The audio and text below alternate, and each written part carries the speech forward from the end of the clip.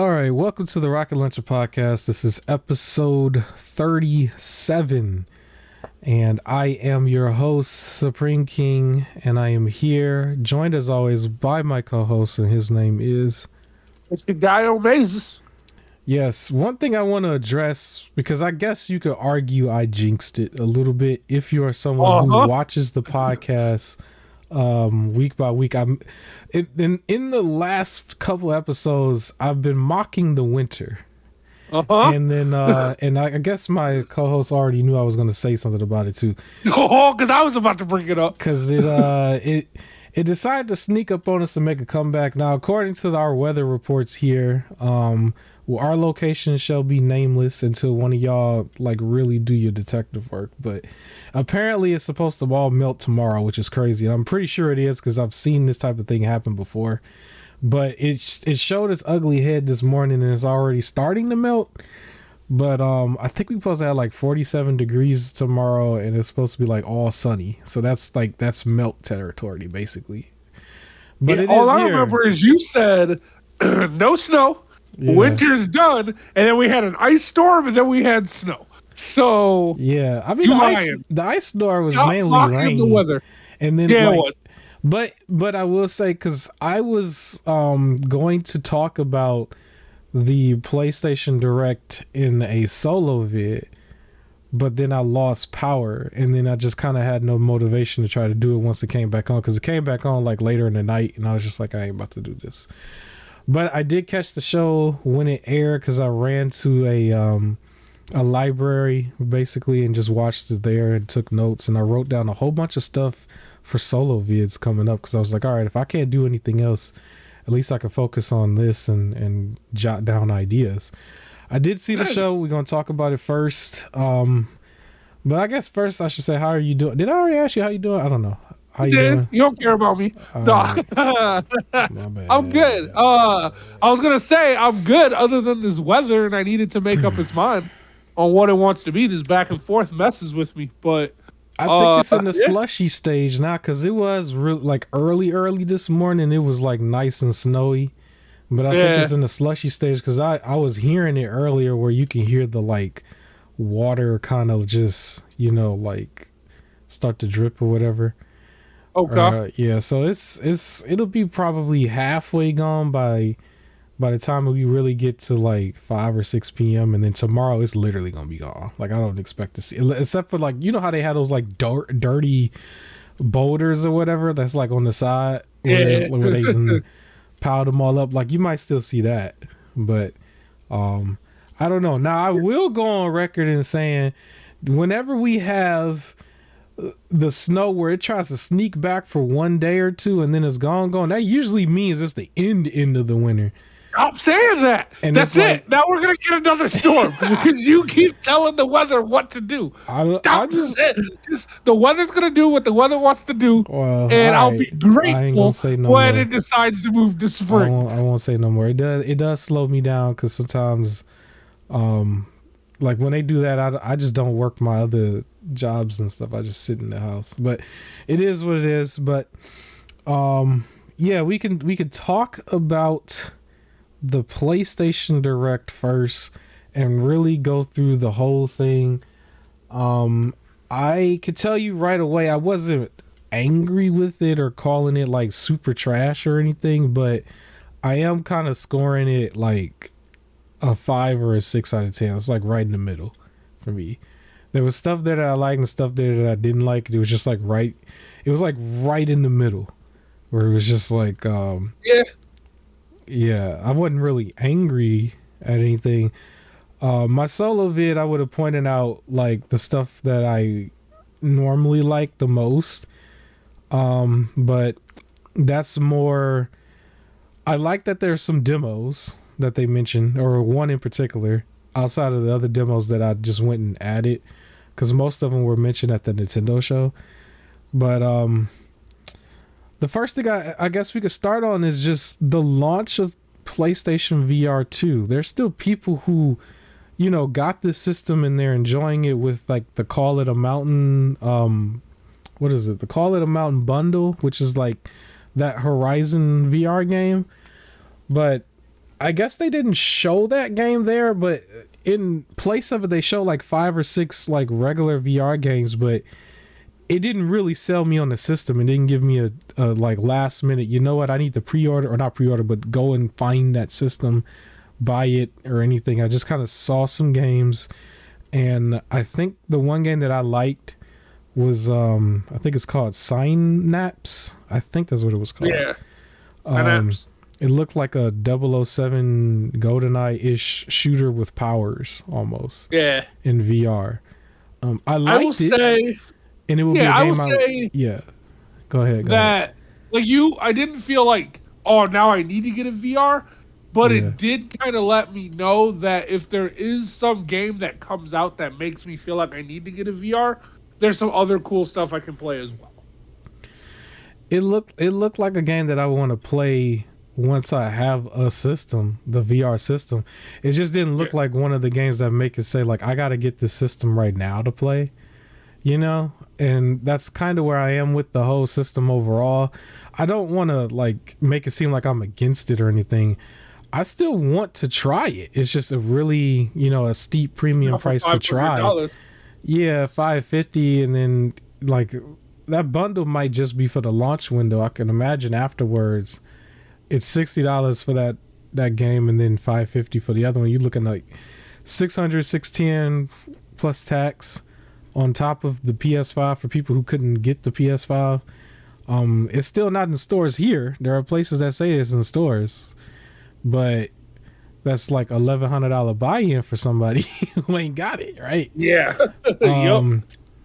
So, yeah, like I would take that extra $500, $600 and put it towards, the games that have already came out. A lot of PlayStation games that were $70 at launch are showing like $30 and $40 under the PS Direct store, as well as places like Amazon now.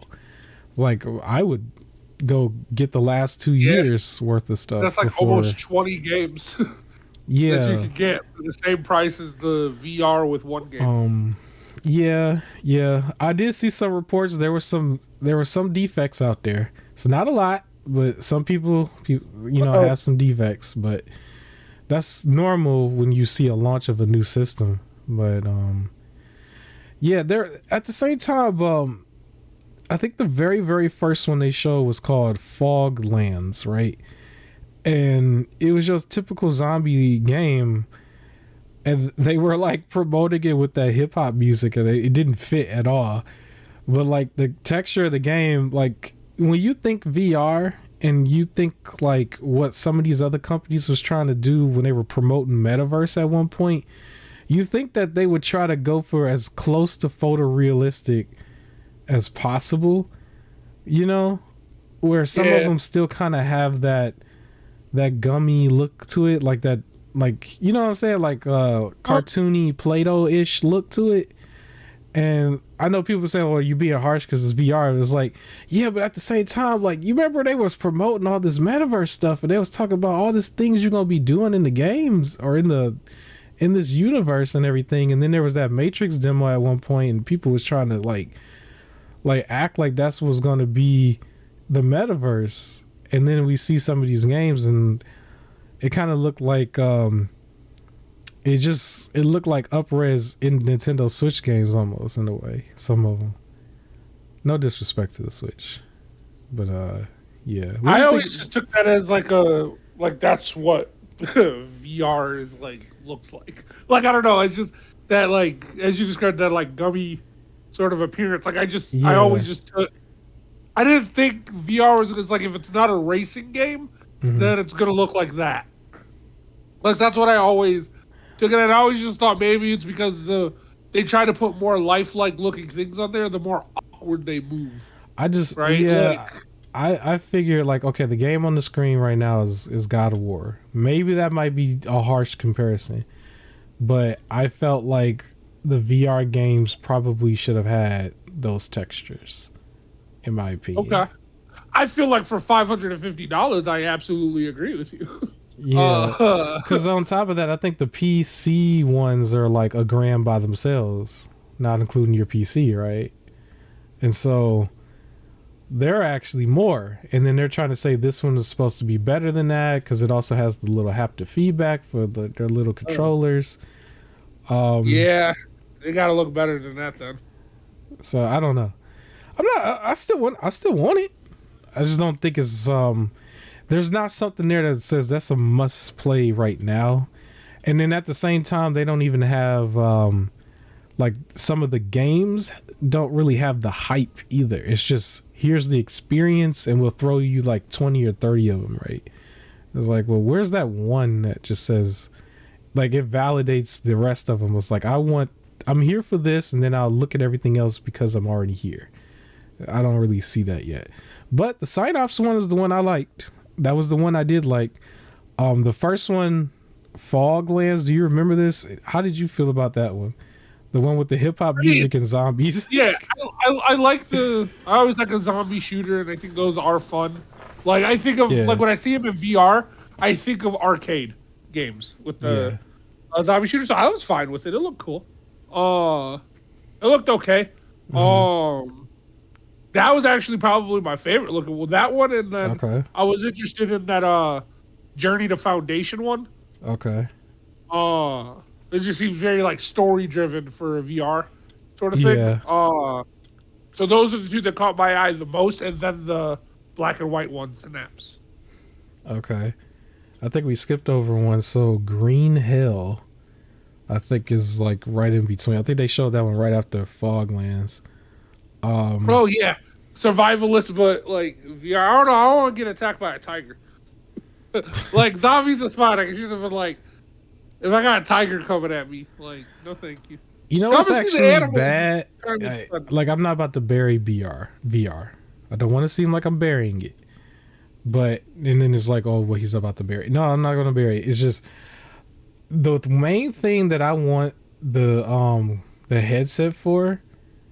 I don't know if you can even do it with the PlayStation's VR, but I really wanted to watch those YouTube videos that have like I don't know if those videos. They've been putting some of them out there where you should be able to. Yeah, roller coasters. There was the Jaws one. There was like a what is it called? Jurassic Park ones. They had a bunch of those. Oh, the one I wanted to go to, Conan O'Brien. He did like a live one for like Comic-Con where it was 360 view. So like you could feel like you're in the crowd. Like they had like a certain area where if you put on the 360 helmet, that's like where you're sitting, and if you look left and right, you can see people's live reactions. And you can see all the people on stage. Like that I would have loved. Especially because, I wasn't going to Comic-Con. There's some indie movies out there too that shot where it's supposed to interject you into it for like VR too. It's like extremely niche. You have to like really look it up and find it. But yeah, it's like cool. But that's the thing that appeals to me more than these games. That's the bad part. And I feel like that shouldn't be, because if you're spending that money, you should want the premium product, right? Yeah. But so that's all I'm saying. I am going to get the system at some point, but it's like almost at the last. It's like behind me getting a actual PC tower over my laptop, and then the Steam Deck, which you could argue that system is probably more important than the Steam Deck because of its uniqueness. But for whatever, I want the Steam Deck more, honestly. And then Analog Pocket, which is like if you playing some of the actual games, Game Boy Advance and stuff, which is almost completely useless to me overall when you think about all the stuff I have and what I do. But it has more appeal to me right now than the VR for some reason. I think it has something to do. It definitely has something to do with the price. But at the same time, they are undercutting by a lot, and I can tell. It's just the market overall is very pricey for something that you're just trying. Because whenever I did like a little mock of it on my phone with like this little cheap headset I got from this random store, it also made me a little nauseous. I've done some of those VR roller coasters off of YouTube with my phone, and it's like the phone can only do so much, but it still gave me that nauseous kind of feel, and it's like I don't want to get this thing, and then all of a sudden I'm sick. It's like I'm kind of like I'll deal with the sickness if it's 200, 300, but at 550, it's like, man, I broke the bank a little bit. I gotta cut back. I can't eat steak for a little while, maybe. This is kind of how I feel about it. But more power to the people who got it. I'm pretty sure they're having a lot of fun. You know what? Another thing about it though, I really don't want to trip over it either. Like I fear that a lot. Is a big issue for a lot of people, especially at that price. Because it's still going to be hooked to the real PlayStation 5, and then it's going to I don't want to trip over anything. It also looks like it's a workout too. I saw this one video clip of a dude playing like a shooter game, and you know how you normally duck under cover and stuff? It was like he was squatting. He was basically jumping up to do his shooting and then squatting right back in between, and you could see the screen on the side where you could see what's going on, which is like your normal, first person shooter, but like he had to squat each time he was ducking for cover. And I was like, shot. I was like, yo, that's a workout right there, because that's like every board. Like every board, you got to up, down, up, down, up, down. It was like, no, it's really in the experience. Like you got to have, don't skip leg day, basically. So, yeah. I get shot. I just get shot. That's what's going to happen. I'm going to get shot. I wonder if Synapse is the same way. You know what's interesting? So for me, I had an awesome time with the game, what is it called? Astro's Playroom, the demo that was on the PlayStation 5. Yeah. And I know the game before that was a VR game. But we Astrobot Rescue. Yeah, we know that the VR 2 is not backwards compatible with VR 1. Uh-huh. It would have been a much easier sell for me if it was, because I wanted to try that game. And then we still had other games that you would have claimed from PS Plus that was there. And then games that are just cheaper from back then, like maybe that Iron Man one that didn't do so good. It was like that's the part that bothers me. When it was like, if it was backwards compatible, right? Again, it's all the games claimed under PlayStation Plus already, a backlog of games and these new ones. It's much easier for me to see the point of getting it, versus now I have to just buy fresh. Like, we're still saying $550, but it's $550 for that and one game, and then you have to still pay for the other ones and the ones you already have. You have to buy a whole different headset for that. That throws me out from wanting to get it. Yeah, that Astrobot game honestly was the one game that probably could have been more of a system seller for me, because I didn't want to buy the first one just for it. But the idea that we were going to get all these newer ones with all this extra stuff, and then I would have been able to buy or play that one, because I technically own that through PS Plus, but just don't have a headset to play it. But that game appeals to me more than all the new ones, simply because I enjoyed Astro's Playroom, and I think that one was a full game, and it's a platformer and everything. So I was more into wanting to play that, but unfortunately I don't have a headset. And the new games, I mean, $550 for the system is a little steep. I might still, I think I'm gonna get it at the mid-gen refresh at the halfway point. I think at that point, by that holiday time, they would have bundled in some game and slashed the price down, maybe. Or at least I would have $500 to the side for it, and they do some sort of bundle, and I'm like, okay, you know what, now it's time to get it. And there's a bunch of other games that's been built up on there that I look at and I actually like. Because some of them, it looked like a couple of those games were like, here's the beginning of a VR experience for you, but it doesn't feel like it's a must-play thing. It doesn't have to be like a AAA VR game or nothing. It didn't feel like a must play, You could argue maybe Resident Evil 8 probably would have been if it wasn't already available with regular play with a controller. But yeah, that's supposed to be completely fully VR and like I think there was like a Star Wars game and stuff. Like if you saw, they like flashed a bunch of like games real quickly. Yep. And then they start showing a couple of extra ones, and it kind of just it didn't do nothing for me. I kind of took points away from the show for that because it didn't feel like it was selling the system for me. They put it first and then like forgot about it by the time they got to Suicide Squad. I'm like, you're launching the system, but you're almost afterthoughting it a little bit. So I don't know. But are you gonna buy this system, or did you already get it? No, I'm not going to. I don't plan to. I got too much of a backlog, and I don't really play VR like that. Like, I borrowed my brother's VR for the PlayStation 4, and then just never hooked it up. You don't see yourself doing it like at the halfway point, maybe around that. Well, we were almost at the halfway point. That's what's crazy. Yeah, no, I don't. You know what was funny? There was one holiday season where the first VR headset dropped down in price, like with a bundle. It was like really nice and low. It was like it came with 3 games if I remember correctly, and they had it at like $250.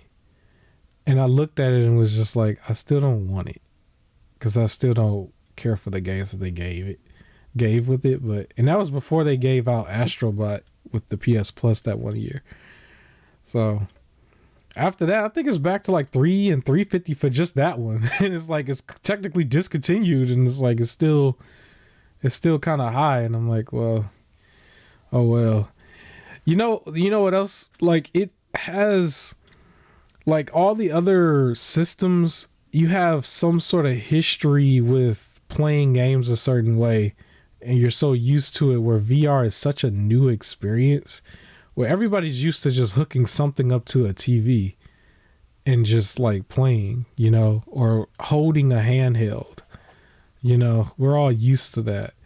The VR is not like you have to like really immerse yourself into that and really like take the chance and take the dive. I'm pretty sure people will definitely like it when they do. Yeah.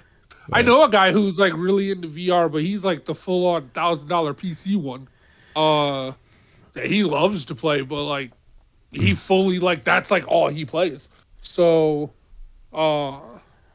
it's for some people. It's just I don't think it's for me, which I mean that's fine. Like, not everything be for me. If like it super drops down in price, it'll be something I probably consider, but I still don't think I'll do it. I feel bad because it sounds like we're being negative at the beginning, or at least for me. And it's like I don't want to start a podcast like that. The games look fine. Like I said, the games look fine. It's just I mean, we can talk about the rest of the show. There was another one though. I think we didn't mention Before Your Eyes. I think that was the last VR one that they. Yeah, that they show. At that point, it was just they kind of just threw them out there, and I was just like, well, I liked the Synapse one, but I don't think I would buy the system just to play it. But actually, the Before Your Eyes one did actually seem a little interesting. Like every time you blink, the hardware like can tell, and then you like end up seeing a different memory or stuff like that. So it's like, how long can you just stare to like watch stuff? Yeah, that's another thing I think I got to mention for my glasses wearers. I'm blind as a bat. So I don't know how to. I would need to wear my glasses under, because all that extra visual fidelity and everything, like it's gonna automatically be blurry to an extent for me. Contacts. It's just not. Yeah, contacts. So now I gotta change the way I like. I gotta do a lot of things for this just to like probably not like it. So it sucks. Like I feel a little excluded, but yeah, I don't know. Maybe I'm gonna search and see like, is there a way for somebody to adjust the thing where you can wear it with your glasses and not screw up your glasses? Because if not, like. The shooter games especially, it's like by like vision, like I would be like missing, and it's like it's not even that I don't got the skill. Like if it was a regular game, I would have like made it, or I would have like made the shot because I have like my glasses on. But because it's called hard difficulty, man. Everybody else is playing on normal, and you playing on hard. That's it. You play it on hard. You just gotta adjust. You get better. Practice. Over time, I'm gonna look up all the VR games on the PC's version as well as the first PlayStation VR and then also VR2, and just try to see if I can make a list of stuff that I would want to play, and then look at it over time. And when I see the list and see what's compatible and which one is the best one to get, I'll be like, okay, now. And then also the games have to be like cheaper as well. Like I think they are. I think they're launching with those games at $60 instead of $70 for some of them, and not all of them stay that high. So yeah, once it looks like there's enough there, then it's like, okay, I'll make the purchase for one of the headsets. But right now I don't know. I don't know what's the game that makes me want to play it or buy it. But what would be a game? Horizon. It's Horizon. See, that's the thing. I can't even I haven't even really saw it. Like I've only seen like that one trailer that they showed at one of those directs. But is it just you play a Aloy-ish character and you do Aloy-ish stuff like Horizon stuff, and it's just in VR? Because when they were showing it before, what trailer? You asking the wrong person? Because they was just like, then they start the trailer, they was in the boat, and then they were kind of looking at everything, and they were like focusing more on the graphics. Yeah. But it was just like, I don't know, are you going to fight the Mastodon, I assumed you was going to stay in the boat. And it was going to be just you constantly moving. I'm going to be honest with you. It was just a tour. It was a tour of the map. It's a tour, but like the animals will actually attack you, so be ready to fight back. Or, like jungle safari tour. Like that's what I thought it was. But yeah. You had to be negative about more parts of the show? I'm gonna be extra negative once we get to a certain part of this direct, but right. The PS Plus game, I'm skipping over a part. They showed some more of Chia and Destiny 2 Lightfall. Those got some more. Yeah, Destiny is just Destiny. I will say, I appreciated like the one PS Plus game was like a Destiny expansion that gives it a little bit of like some depth to when you and me play the game, because I know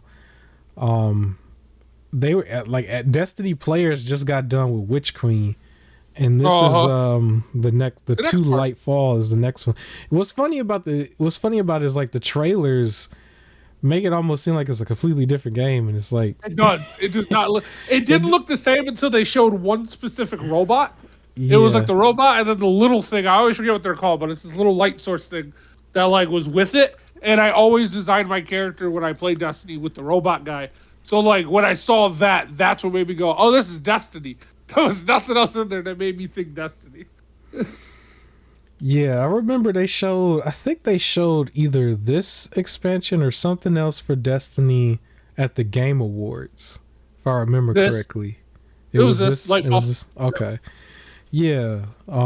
So cool for the people who playing. I can't wait to actually try it, because I know there's a whole lot of people who feel like this is the real Halo. I've heard that a lot of times. So I can't wait to get into it and actually see, because I played the other ones. Let's see what it, how it stacks up. But yeah, Chia, that was a highlight for me. That was a highlight. I was happy to see that it was going to be a PS Plus extra and I guess premium game. I'm actually still Essential. I don't think I would want to upgrade just for this, but I do still want to play that game at some point. I've covered it on my channel with a video. The video flopped. It is what it is. But I'm hoping people do still have some likeness for this, because it's still a nice looking game. It's definitely not going to be Tears of the Kingdom. We'll talk about that later, but it has a lot of Breath of the Wild influence, and there was also the influence, to me I called it like the Mario Odyssey influence, where you're possessing random stuff not just animals. But well, she has the ability to like warp herself into the body of animals and then also objects in the area, and she can control it basically for a certain amount of time. And then she can even jump out of one and jump to another. Like she has that ability. Chia, she's cool. Yes, it's cool. It's cool. Interesting game. She's on the quest to find her dad. Apparently, that's the story. And yeah, you run around this nice map.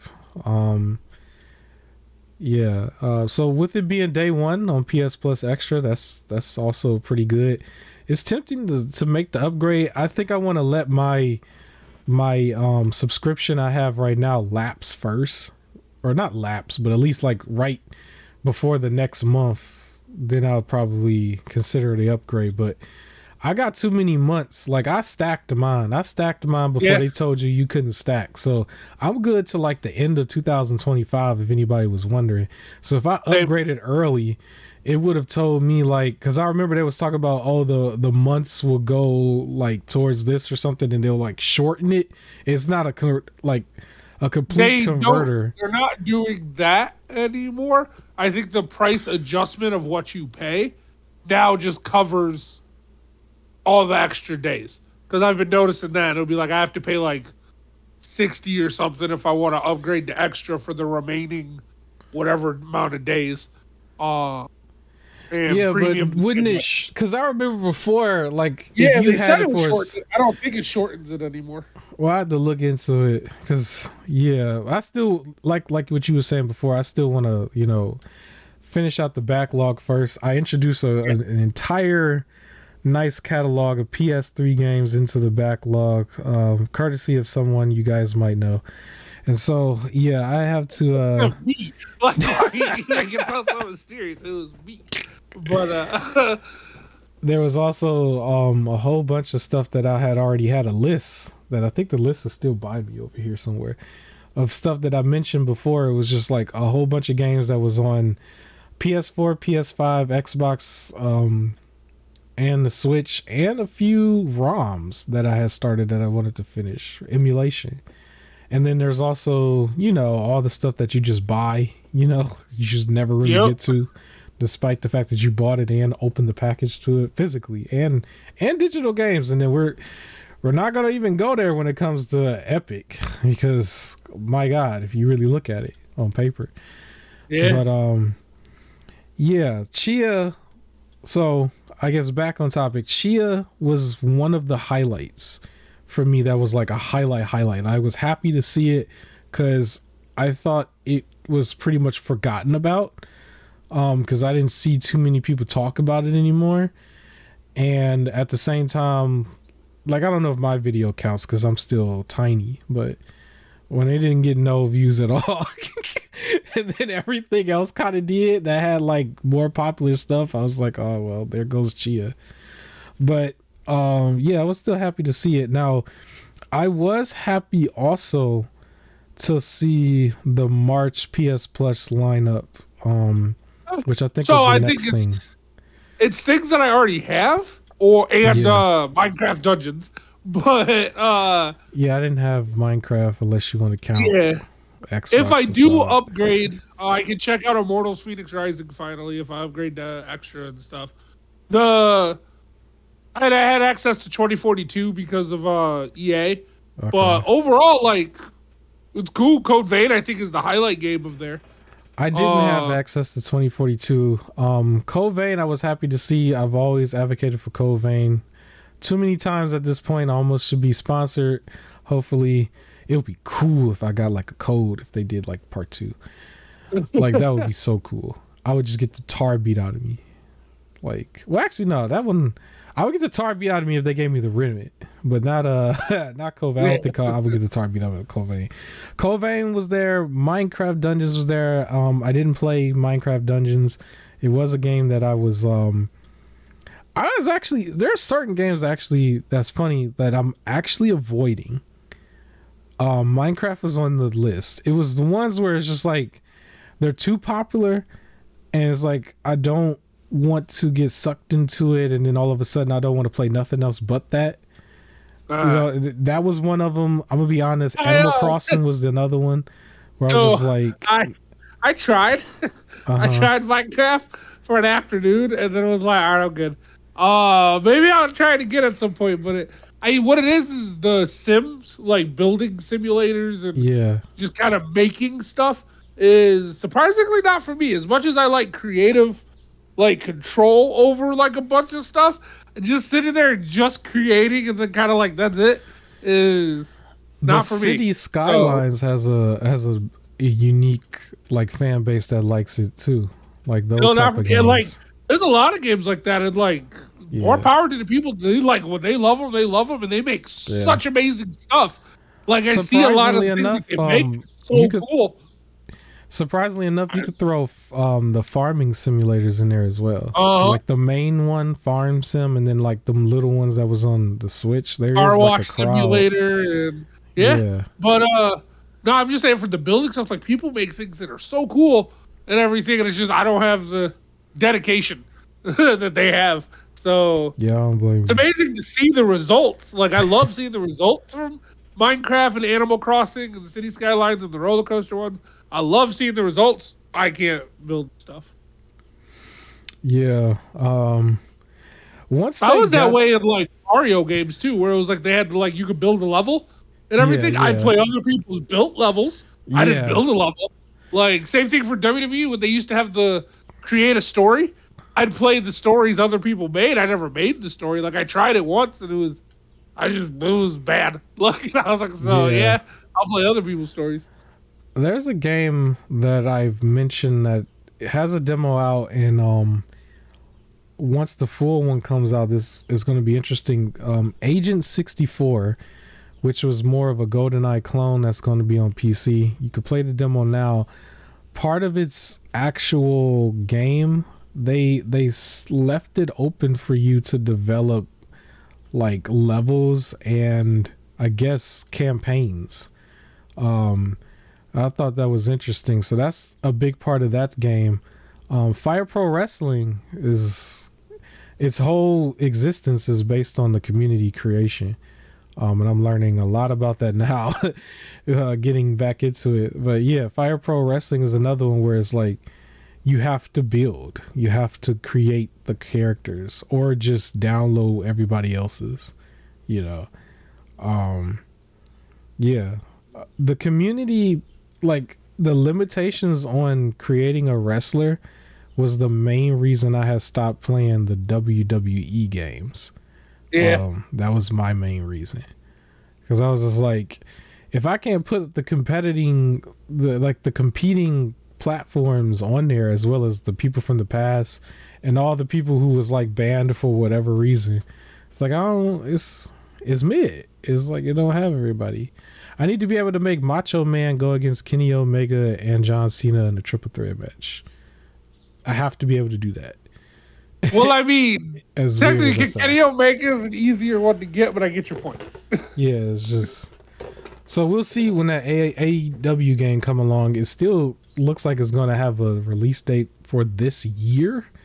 They had a placeholder date for the very last day of this year, and then there was rumors of it being like WrestleMania weekend, which I think is way too early. And I think that's kind of like, I understand what they would want to do that, why they would want to do that, because of like the overall coverage for wrestling that time, because it usually is very high for WrestleMania. But I don't know if that's a good idea if it's not ready. That seems like it's too early if it's not ready. I would expect it like more drop it SummerSlam weekend. That's another date that's like really high in wrestling. But that gives them some time, like August. So we'll see. But so just back to the state of play, they introduced some other stuff like Humanity, that Goodbye Volcano High, and they are making a Naruto x Boruto Ultimate Ninja Storm Connections, like a giant just collection of all of them, which is cool. But I have them individually, but still, that's cool. And then the Baldur's Gate 3 stuff was the more exciting thing for me in the show. Baldur's Gate was interesting. PC fanboy, Baldur's Gate 3 was the exciting thing in the show for me. I remember when it first came on, I was like, "That's not Diablo. What is that?" And Oh then, yeah. it's an interesting thing. There's a little bit of controversy about this right now. Apparently, on Twitter, it's been trending for a few days. The hashtag "Where's the Xbox version?" or Xbox version or something, because apparently PlayStation did another one of their moves where, like, it's their timed exclusive or something for a moment. Oh, And I guess there's a lot of people who want to play it on Xbox, I guess.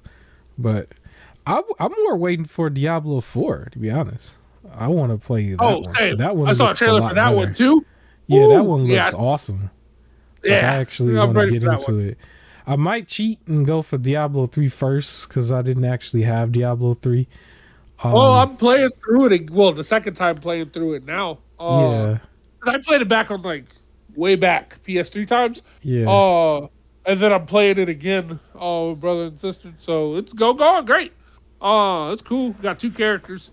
But yeah, excited for the next one.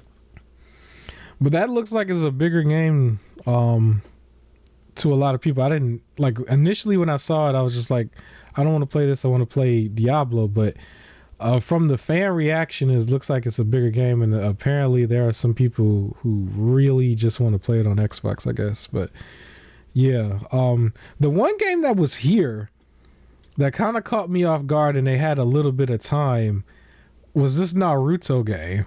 It was just here, and I was like confused for a second because I was like, is this brand new or is this like some sort of like ported over collection or something? Because it was just like ported over collection. Yeah, I was just like, I'm pretty sure I've seen this before because from the stuff they were showing, but they gave it some time. I'm like, they did. I'm like, this ain't new though, is it? Is it new? Because it don't look new to me. It's a collection of all the Ultimate Ninja Storm games. Like, it's not new. Yeah, they gave it some time here, and I was just like, all right.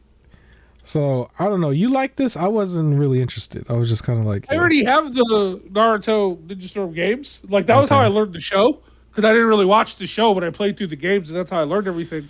And I wanted to go back because I played the first 2, so I wanted to go back and play all of them again. I started it, and then just got caught up with other stuff.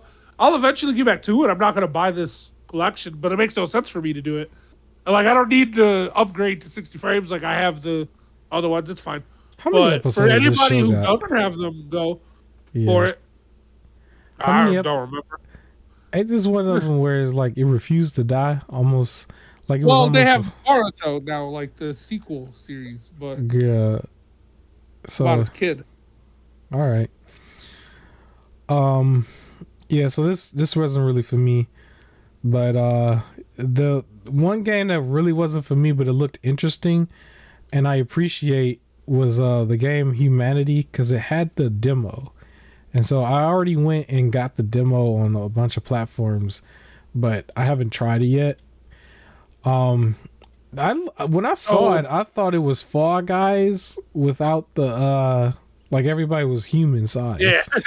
Until I saw this like dog thing that's like actually that's what you control is the dog. I'm like, all right, I don't know what's going on, but the dog is leading the people apparently. And it's like to answer your question from before, Naruto had 220 episodes. Naruto Shippuden had 500 episodes. Then Boruto has 52. Yeah, so, I was like, ain't this like overall it's like a lot. Episodes. Yeah, I'm like, this thing is just keep going overall. So tell them that's a One Piece. But yeah, and then I was thinking in my head, I know One Piece is like way longer. But yeah, Humanity, this game, I looked at it and I was just like, you know, it looks okay. Yeah. It didn't look like it was going to be a game for me, but it's just something about demos. Like I appreciate the demos where I don't got to have PlayStation Premium to like experience. It's like, because they're supposed to be demos where they're like free and you get to try them.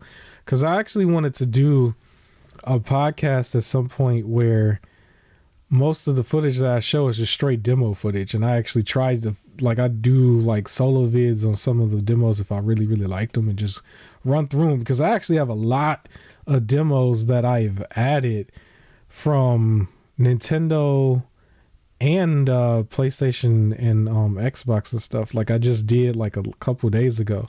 Had to be something like 20.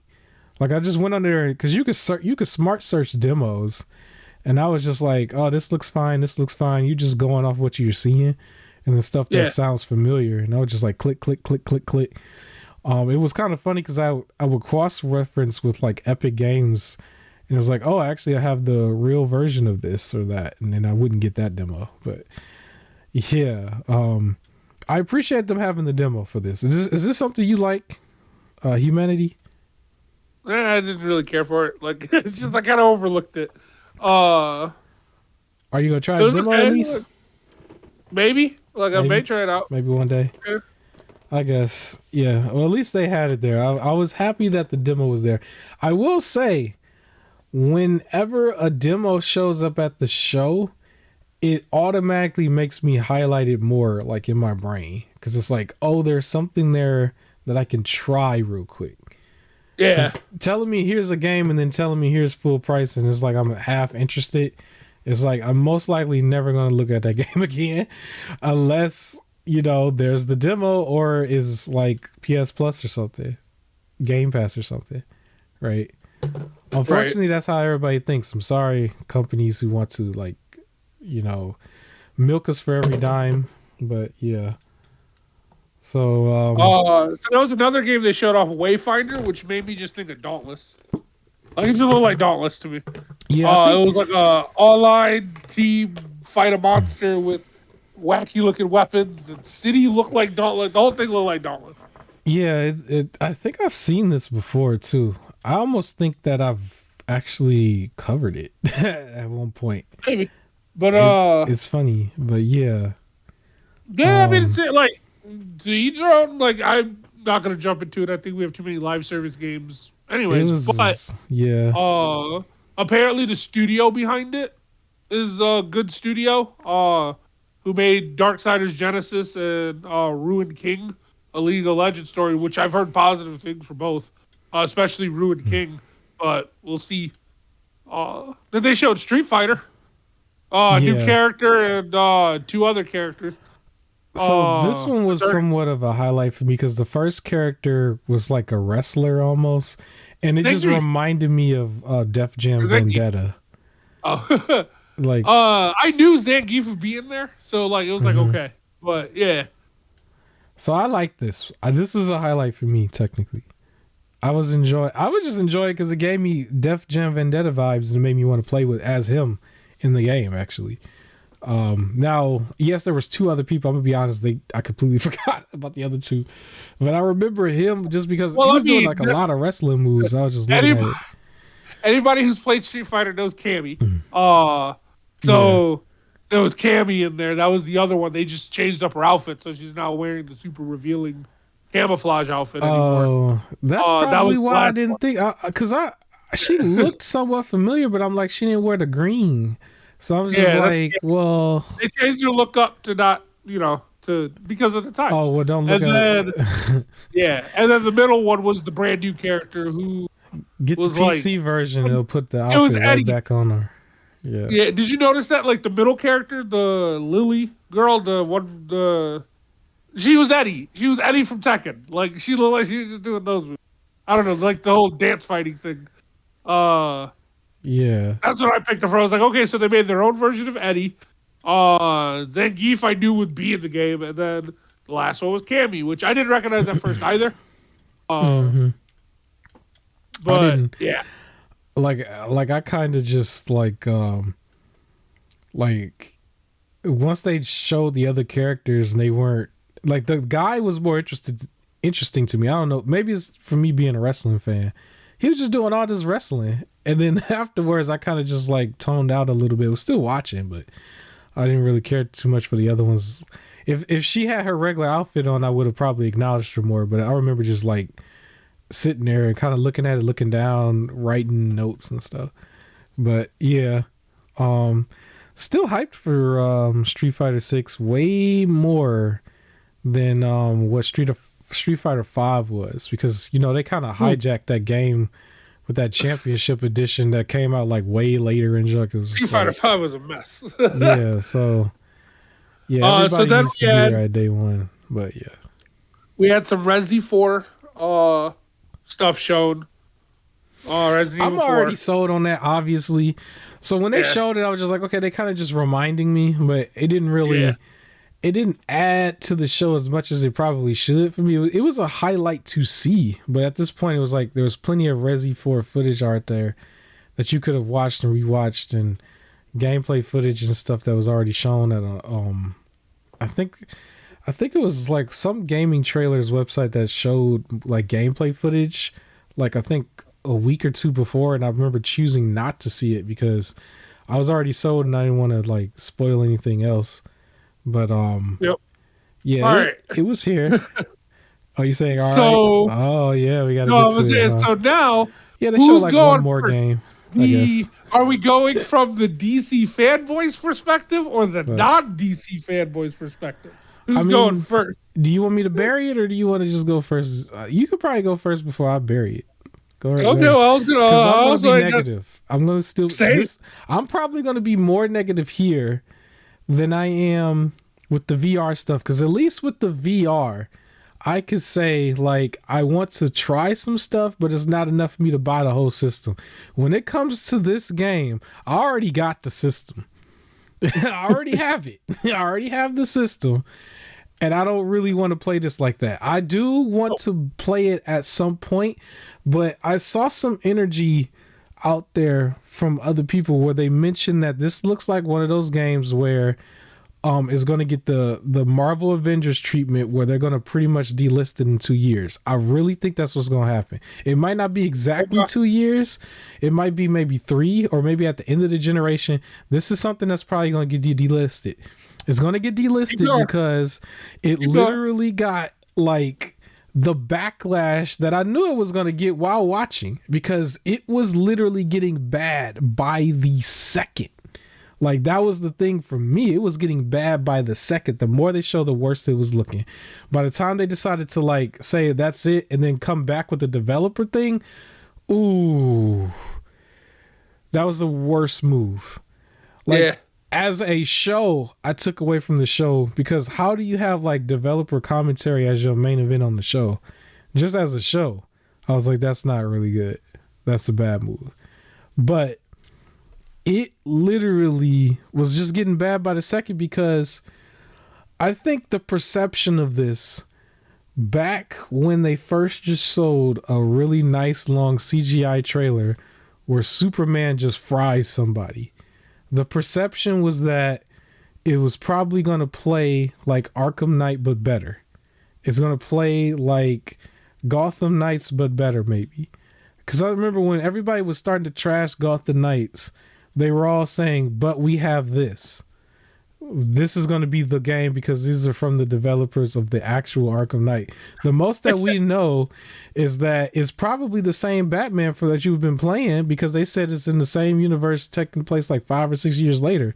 So, like, wouldn't that mean that particular Batman went evil or was taken over, like with Superman and a couple other ones? Apparently everybody but Wonder Woman, which we'll get to in a second. She's going to get taken over too. I mean, it was just like, I have to say, even though Gotham Knights got trashed, I would rather play Gotham Knights than this. I would, if I had to choose between the two, I would choose Gotham Knights. You've already played it, but I'm just saying for me, because I ain't played Gotham Knights yet, I would choose Gotham Knights over this, just at the very least before I really start to trash it. But yeah, go ahead if you want to say something. You sure? Because I'm about to go. All right. So, sure. From a DC fanboy standpoint, which I enjoyed Gotham Knights, right? Personally, I liked the game, as I've said in the podcast before. This game looks like a cross between Anthem and Marvel's Avengers, which is not good. 2 games that failed is what this game looks like. At most, if you want to add a third one, you could say with a mix of Outriders in it. So a mid, like, I liked Outriders, but let's face Outriders for me. It was a mid game combined with 2 failed games. That's what this looks like. It's Outriders with a Suicide Squad paint over it.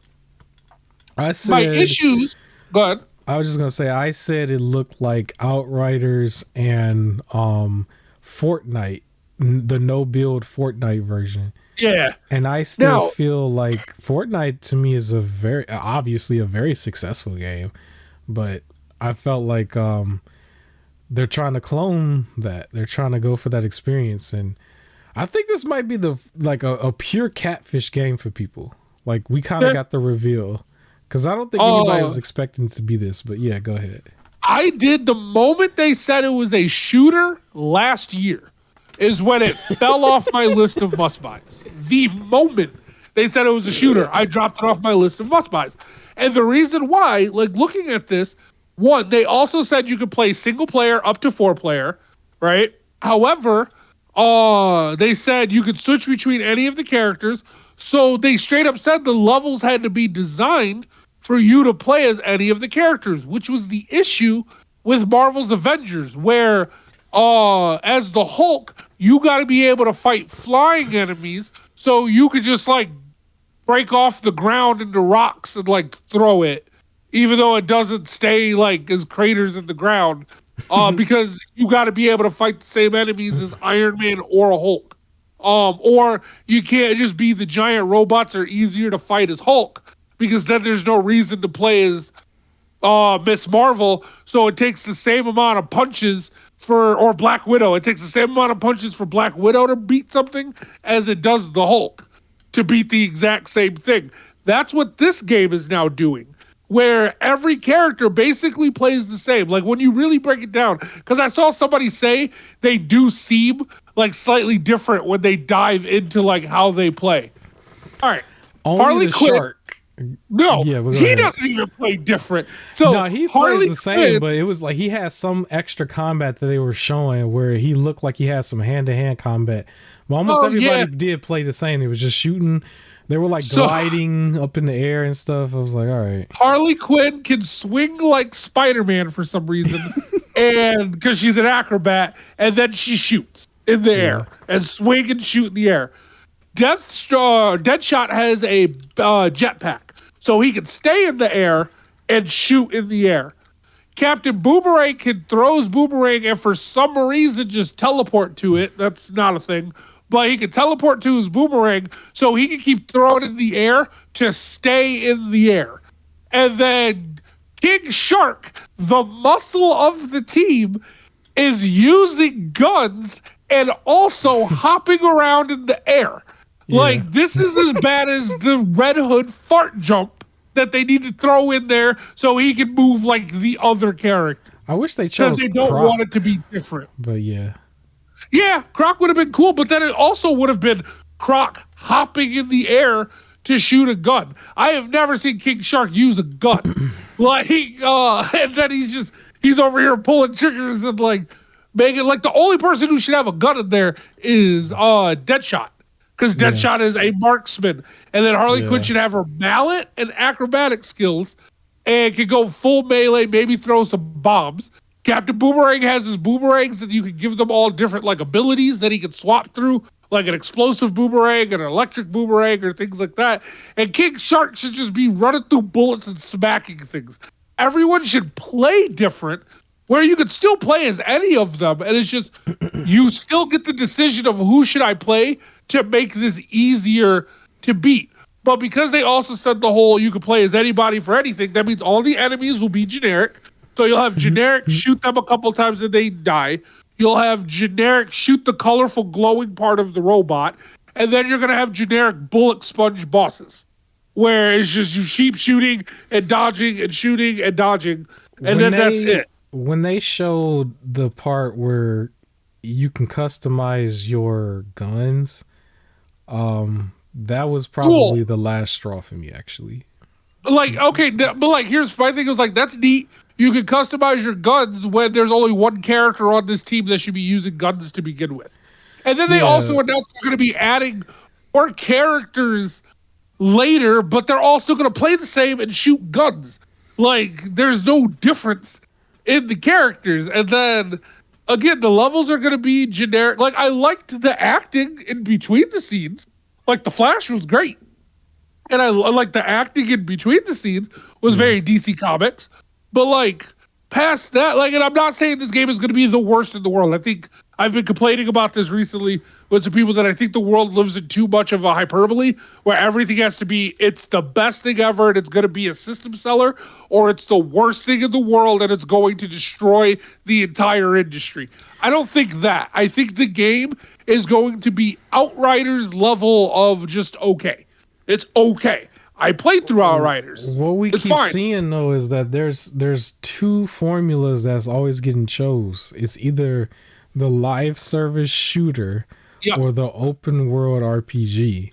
There seems to no longer be an in between for some reason. This game should have been a like Arkham style. It didn't need to be open world, just Arkham styled, controlled, single player. You play as Harley for this level because she does this type of stuff.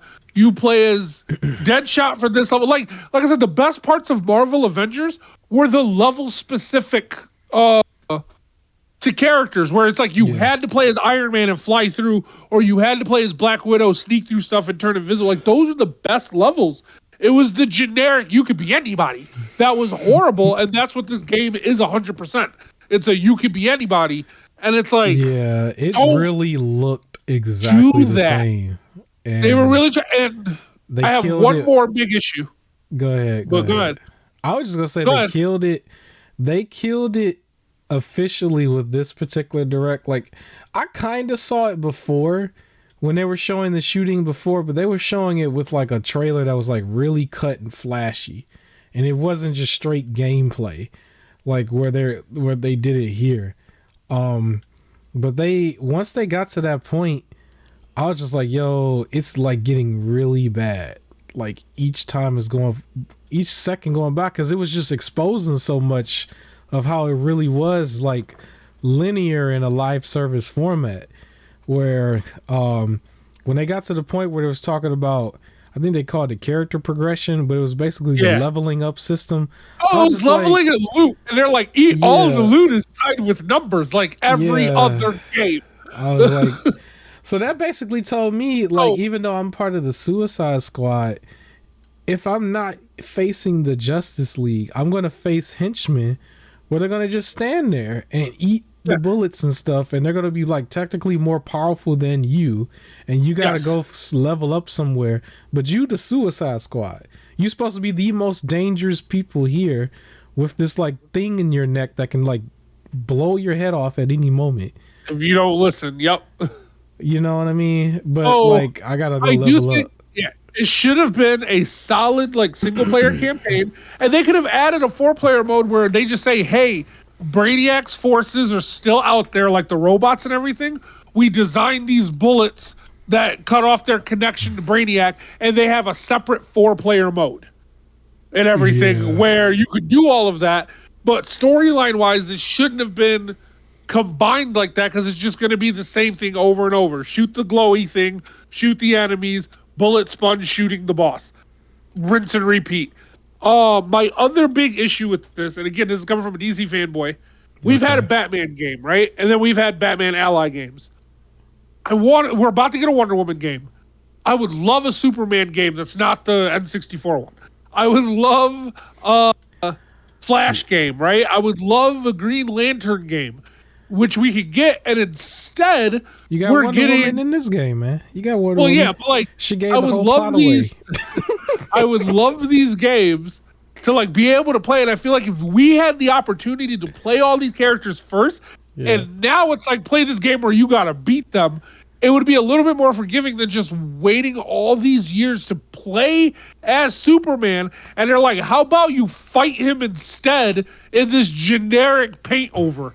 Like that's where the problem lies. It's like you're not building what the DC fanboys want and everything. You're not giving us that. You're trying to cash in on, hey, these games make money with the live service, so we'll just paint it over and throw it at you.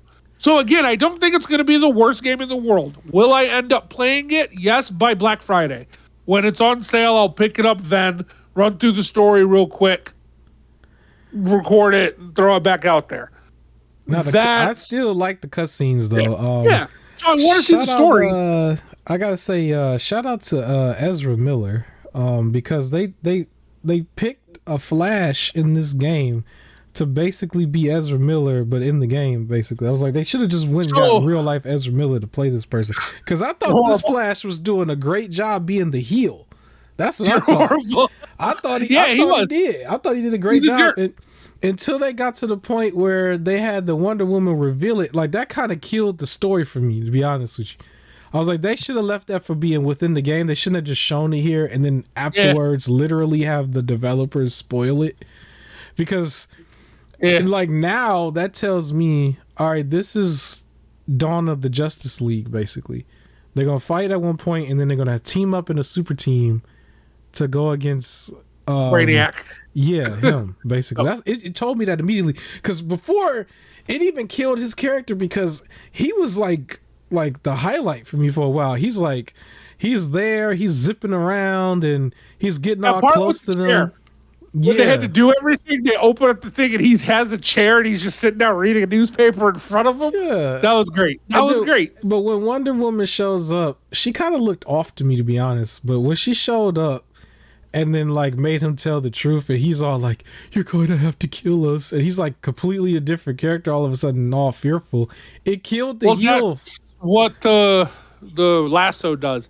It forces the user to tell the truth. I know, but it was just like it killed the buzz for me though. Like it killed that was the only buzz that it had at this point was the cutscenes, and like he was a very good heel because you didn't see. Because I was getting the impression that Batman and Superman were probably going to be like really big boss fights, and you're not going to see them as much. But it looked like you were going to see him a lot because he was in a lot of cutscenes before. Where the other guys just kind of showed up later, and they're like there, and they're like, "Oh, Superman's here. It's got real, right?" It's gonna be like Flash and then Green Lantern. You're gonna see Wonder Woman, but then I think she's gonna turn evil, and then you got to fight Wonder Woman, and then you're gonna get Batman, and then you're gonna have to face Superman. More than likely, like you said, everybody's gonna eventually team up, and you're gonna be able to fight Superman, and then Superman's gonna take out Brainiac. Yeah. It's there are some parts there that's probably confusing because I would imagine like with each boss fight the idea is to kill him, I guess, but you technically wouldn't if you're gonna have them team up, or I don't know what's gonna happen. Maybe the Flash can run back in time, so we'll see.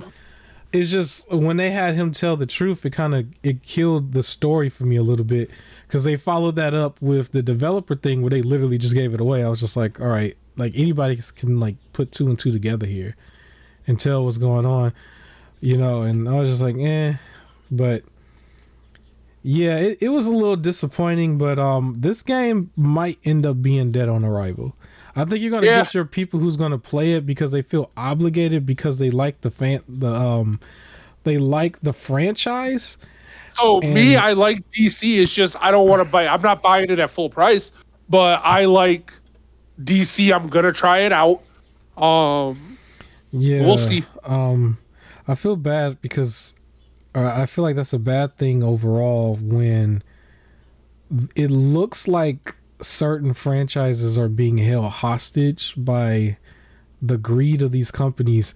I still feel like overall Endgame was Endgame for me, but somebody looked at that and was like, yo, they made way too much money, we got to get in on this money. And then that's when you started to see this chain reaction, because this is like the third game technically, where other games like the Guardians of the Galaxy got hit with Crossfire because of this, basically. Yeah, and I heard that was still really good. I just haven't tried it yet. It's like a casualty basically to the momentum of people not wanting this, but then at the same time they're still doubling down with it, even though they seen the Marvel Avengers things initially. The rest of them coming out doubling down with it. Wonder Woman, we will have to see. I almost feel like it might get canceled because the movie did. I don't know, but we haven't heard anything else since. We just heard like the original announcement, and there hasn't been any actual like footage of anything, right? I don't think there's been. I think it's very early on, so we'd have to see. But if the movie got canceled, the movie was going to drive it, and I don't know if they got word of it getting canceled. And I know they probably would have had a meeting about that because I know that had to drive like marketing for it. Like if they didn't have the money, they was going to rely on that a little bit. But there's another part to this. Actually, real quick, because I think we missed it. We forgot to talk about the Woke game. Goodbye Volcano High. It mentioned that it was coming out, like Goodbye Volcano High, but I don't know. It's just that got trashed. It got trashed. I laughed at it. This game is furry bait, where everybody's like a dinosaur person, and go look at the dislikes. That bad boy got trashed. Drama, and like them yelling, just like, "What if we're still not friends?" And like your normal high school drama stuff. Like it got trashed. Okay. It did have a rhythm game in there, where because you're in a band. Yeah, it was Woke Hi-Fi Rush ish. Yep. But yeah. But here's the difference. So when we see that, we could say that's trash and then move on. But because a franchise you like is there, you feel obligated to play a little bit. And I feel like Suicide Squad is going to be in that category. Sonic Frontiers we just had was in that category. Yeah. Well, like, I mean, also at the same time, like, you know, everybody wanted to trash Gotham Knights, and I personally enjoyed it. I'm sure I'll find some enjoyment out of Suicide Squad. Like I said, I think too many people live in hyperboles of this is the worst game, this is a franchise killer versus this is what revitalized the franchise, where nothing has to be that extreme. I think it's going to be an okay, like lower level of the okay game. It's not going to stand out. It's going to be forgotten about. But for the time that I play it, I'll have like a good time with the cutscenes and get through the gameplay, and it will be okay. And then I move on. Like I feel like that's what it's going to be. It's nothing that's going to be great. I was disappointed in what I saw because I feel like they could do so much better. But again, it's just going to be okay. I don't think it's going to look just the worst thing in the world and like, oh my God, DC should be ashamed. I'm not there. It's just... I saw a comment where somebody said you went from making 3 great Batman games to this, and it had like a whole bunch of upvotes. Yeah. It was interesting because I think somebody mentioned too that the overall development for this was like almost 8 years, something like that. Yeah, which part of me also thinks that's why it's like you could see Marvel's Avengers not do well and just say, oh, well, we'll still do it. It's because it's been in development for too long that you don't want to switch. Yeah. Another thing that they probably couldn't help, but like this is coming out looking like this, and it's right after the Marvel Avengers was announced that it was going to have like its final update and basically be gone, because that was another game that was considered AAA. It was pushed back just like how this was pushed back, and that one's going to be delisted. So it almost tells me that a game like this might be delisted as well, because this also has the same makeup. It's going to be this to me was like another nail in the coffin, because there's been a lot of talk about this lately where a game has to be, we're gonna like transition into Hogwarts in a second, but the game has to be online. It requires online Suicide Squads, even for the single player part. I hate that so much too. Like, and again, it's because of the live service part where you're buying all this random crap and you have to be connected to the market at all times so they can tell you, hey, you only have 5 more hours to buy this volcano suit for your King Shark character so he can be a volcano shark, and you're gonna miss out. So buy it for $5. Or do the other thing where it's you pay $9.99 for 600 tokens, and then it costs 500 tokens. So now you got an extra 100 tokens with nothing to do with. So then you end up buying another pack of 500 tokens or 600 tokens, so you can now have 700 tokens. And then something's on sale for 300 tokens, and now you can't do anything with your 400 tokens. Like, that's what they're gonna do. Well, let's suspend this conversation for a split second because Hogwarts is on here. I just wanted to mention real quick, I asked you before to just confirm that even though Hogwarts is also requiring you to have an online connection, you can still play the game offline after you've done that first update, basically. Afterwards, it doesn't matter. So you can confirm that, right? I can confirm it. I turned the internet off and booted it up and moved around and did some stuff, and it worked. Okay, awesome. So for anybody out there wondering, maybe you got to still update it, at a friend house or something if you really don't have no internet, and then afterwards you should be good to go. You might not get patch updates unless you have internet, but right. For the people that live in the forest or something. Yeah. I have some news about Hogwarts that I got to mention real quick. Sure. I got the buffs.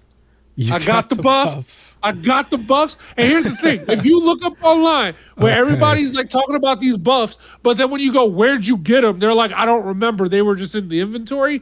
And it's so hard to find. I have a friend who she was like, when I mentioned the buffs, she was like, you mean these? And I was like, yes, where'd you get them? And she was like, I don't know. They was just in the inventory at some point. So I've kept track. So for all of you that's looking for the buffs, they came to me 17 hours in. So everybody would just say, I got them some point at the beginning. So there might be an earlier spot to get them. But for me, 17 hours in, without spoiling anything, you fly, because you get the broomstick and you can fly. But everybody knows that. So fly off. And then, like, if you go north of Hogsmeade, there's this one little city, like a little village. And you meet this lady who's looking for a brother and said that there's some, like, goblin, like, camps that are posted up outside the city that's making it hard for people to come through to purchase stuff, right? So you got to go take out the goblin camps, and there's 2 of them. I took out the goblin camps, and then I talked to her, and then the sunglasses were in my inventory.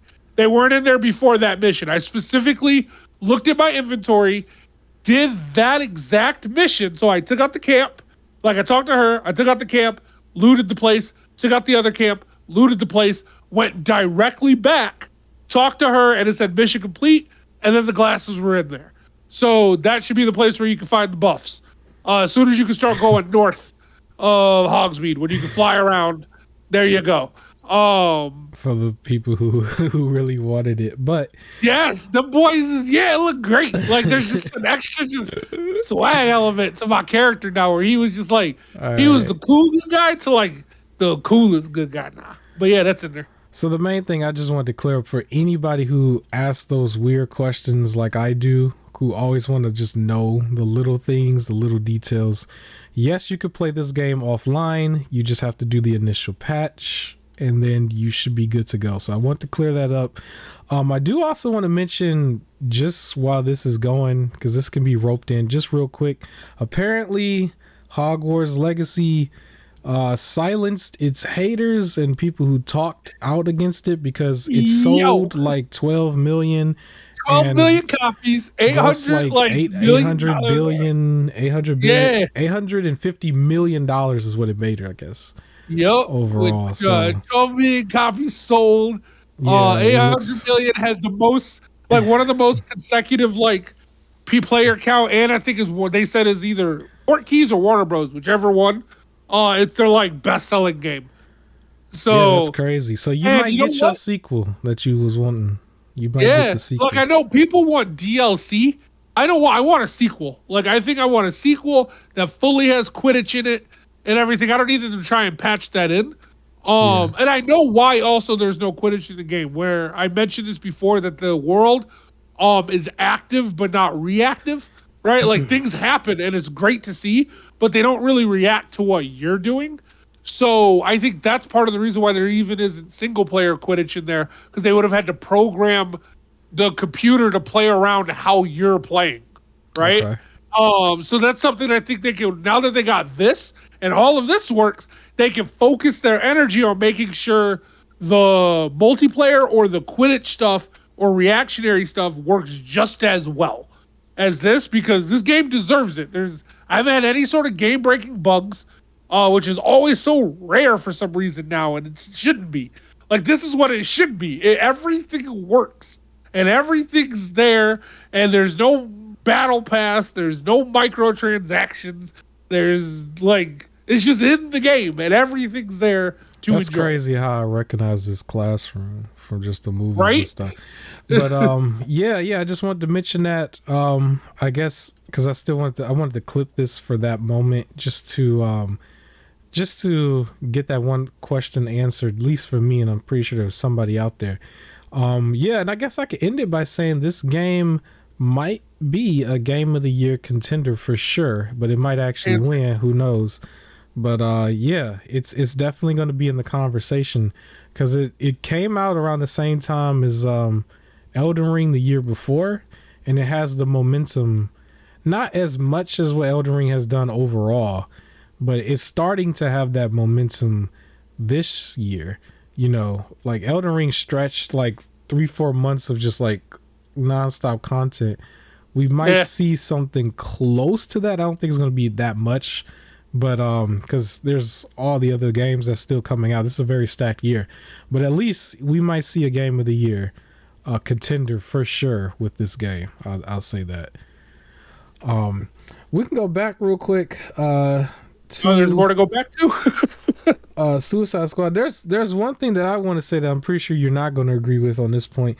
I think that we hit a plateau with the superhero stuff a little bit. I know you got mad at me for saying that offline a couple times, but I think we're gonna need to like put the brakes on this a little bit because now I know I say I'm an in-game person where after in-game I thought that was enough, but even within like the movie TV show area, we're seeing a little bit of fatigue here. We're seeing it's like some of these projects is not hitting like the other ones, you know, and it's like it's gotten to the point where it's almost like more than half, but then it's starting to spill over into the video game world where you know, if they're not going to give it to you the way you want it and they're compromising it a certain way, because in the TV show land they compromised it but it was in a different way and people had their arguments for that reason there. The compromise here is because they're trying to be greedy and make more money. I just feel like, we might have to put some of this stuff on the shelf. Obviously, everything that they've already came out with, or already announced, I should say, should still come out. Spider-Man 2 is probably the only one that has mainly all positive, surrounding by it. But I think there's some dirt on the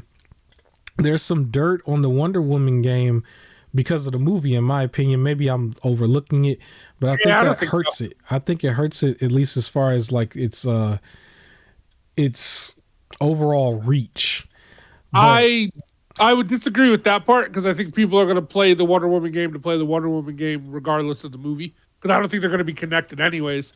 Yeah, I don't think they're going to be connected. I just mean like the hype of it. Because when they used Marvel Avengers the game, they used the hype of Endgame. I don't know if you remember that initially. They just couldn't get it out in time. But the hype. And hype was generated from the movie and it spilled over to the game. But I don't think if the movie wasn't even like coming out that time, I don't think that would have affected the game at all. Yeah. Well, I think the game did as the game was going to do. It's like the same thing of saying that like they should hold off Spider-Man 2 until they're about to make another Spider-Man movie. Like they don't need to.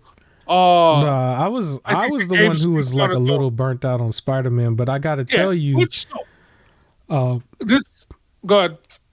I was going to go there with Midnight Suns flop. Yeah.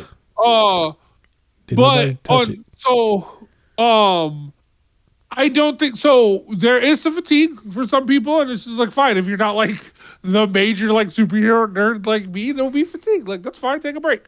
I do think sometimes this new set of Marvel movies are like there was years to build up to Endgame, and then for some people that's like the end, and then for this new stuff, it needs to be compared to the beginning stuff. Like the new stuff is comparable to more Iron Man 1 and 2, not like Winter Soldier. Like I feel like it's because they're restarting. So I think it's a little unfair to compare it to the like culmination of everything. Well, no, I gotta throw it back at you. I gotta throw it back at you because Ant-Man apparently is not being received very well right now.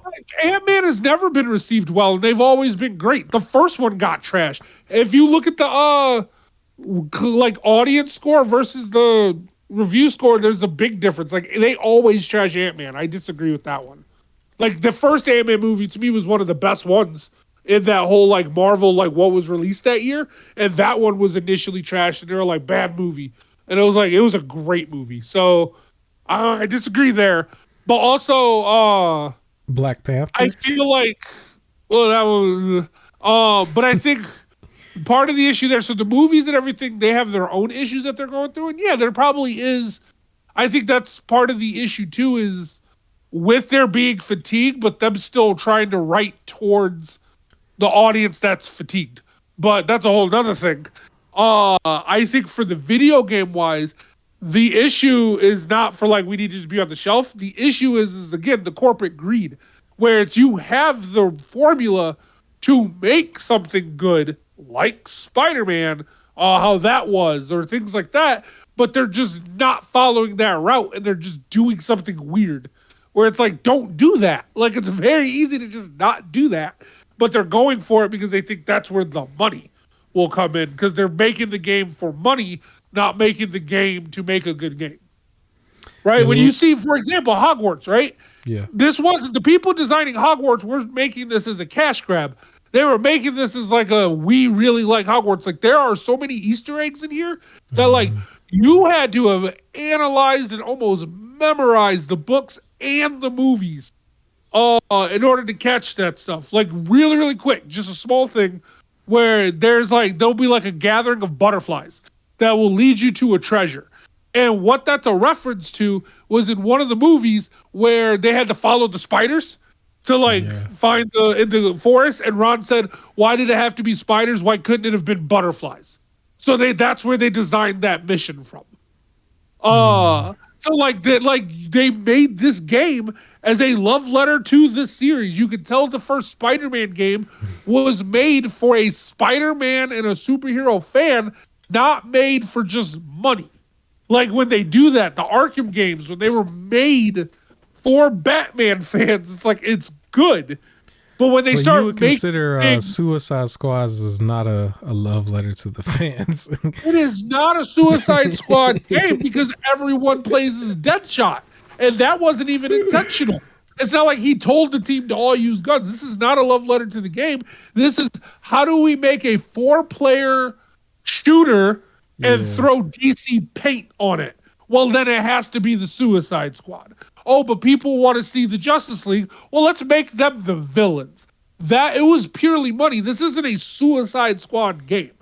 If this was a Suicide Squad game, there's a lot, like everyone would have played different. You would have really got to know these characters and everything. Because I like the Suicide Squad. And that's also why I hated the first Suicide Squad movie. And I really liked James Gunn's The Suicide Squad, like that one. And like as a Suicide Squad fan who sits there and I read the Suicide Squad comic books way before that, all the Task Force X stuff and all, like I am a Suicide Squad fan, and I can tell you hands down, this is not a Suicide Squad love letter. This is even a DC love letter. This is we want money. What can we do to get money? So I feel like it's not a fatigue. It's stagnant. It's horrible practice and stagnant writing. They can do better.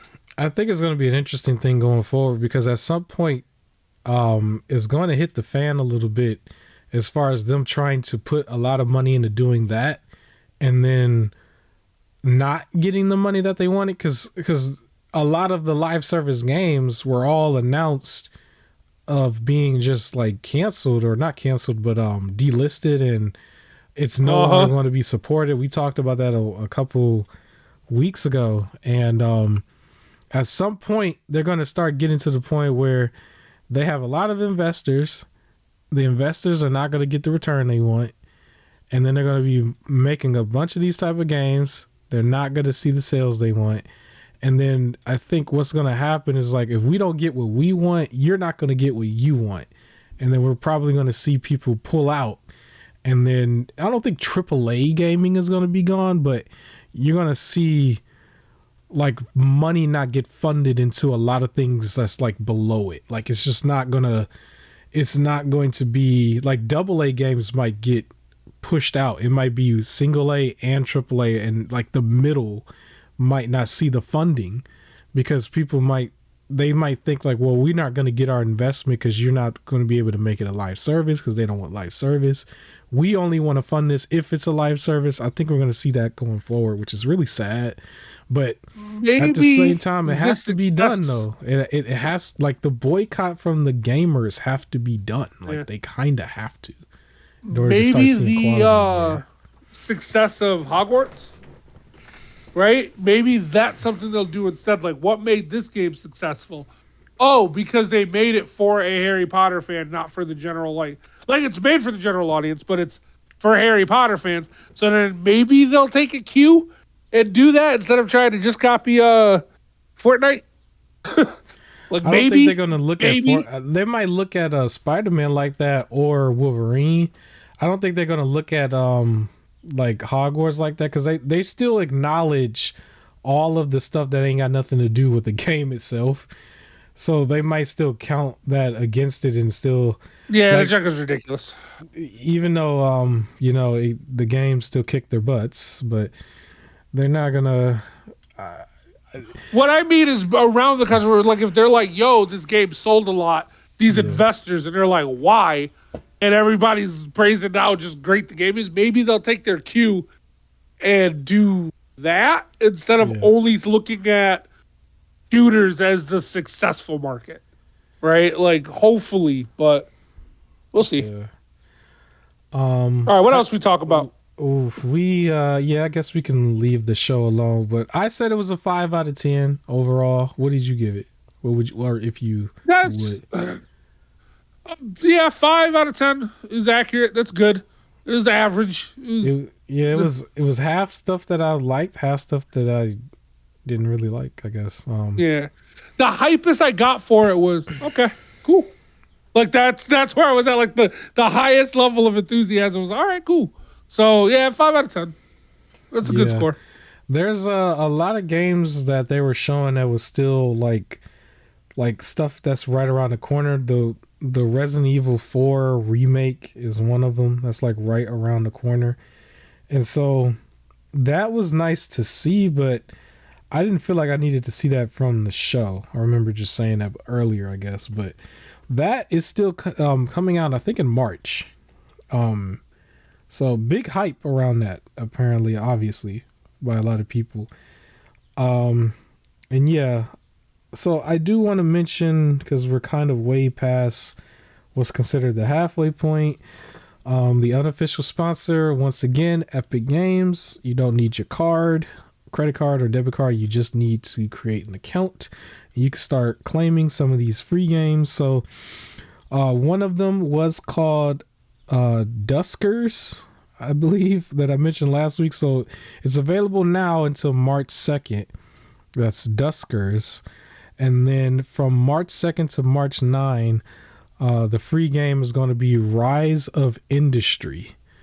Such an ironic title. It's just like there's this like rise of live services, I guess. But I don't know what that game's about, but I guess you're going to, rise to power or something. But you could find out March 2nd for free, or I guess you could buy it now if you can't wait. But yeah, so that's that. Also, I wanted to mention some of the sales that I looked at, and then I could highlight Wolong Fallen Dynasty again, because they still have the demo that's out right now on both Xbox and PlayStation, and then also Steam, where you can demo that game. That game is set to come out, I think, next week. I think. Maybe you can find out real quick. But yeah, that which game? Say it again. Wolong Fallen Dynasty. That's the Souls-like game. It's a lot of Souls clones coming out, but this is one that's set to come out like March 3rd. Yeah, so that's coming out recently. I am going to probably play the demo, at least for the podcast. I don't know if I'm going to do a solo on that. I don't really feel like I need to. But it's a hot game. hot game. Hopefully, you know, it lasts a little bit longer than the other one. Like, I think the other one that came out was Thymesia. It was hot for a few weeks. I don't know how many people played it. That was a Souls like that had like little bits of fatalities and stuff at the end once you get the last hit. And then I guess Lies of P going forward is going to be the next one. But yeah, so if anybody's familiar on the PC side, there's the site Good Old Games that gets you like codes for a little bit cheaper. One of the games I'm currently playing is The Witcher 2 that I mentioned on the podcast before. Under Good Old Games, that's $2.99, so you can get the full version of that. And then another game that I finished that I'm going to eventually put the video out for was Alan Wake's American Nightmare. That was the standalone DLC for Alan Wake. That is also $2.24 under Good Old Games. And then this one that I think is a must buy for this price. Yes, I'm going to put it out there. I mean, the other two games, that's very, very, very, very, very cheap, right? But this isn't the game. This is actually the Xbox Series X replica. Did I say that right? Replica. Replica. Mini fridge. Apparently, at Walmart is seeing a massive price drop. You can buy this thing for $38.67. When it first came out, it was $100, and then they came out with the $80 version. When I got it, I caught the sale for $50, but now it's $38.67. If you need a mini fridge, this is definitely worth that price. Definitely, for what it's supposed to be, like a little thing on the side while you gaming. You can fit it. This is the one that fits 8 cans. Definitely for $38. Definitely. Okay.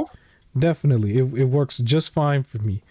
I don't use it that much. I only use it like every now and then, you know. It's not so even in the actual thing it said it's not for continuous use. You just turn it on, put your cans in there when you're playing the games. I like after you're done with the games and stuff, you know, you probably would turn it right back off. But for $38, definitely worth it. Okay. Bloodborne, the PS4 hits version, is $9.99 at Best Buy and also on the PlayStation Direct.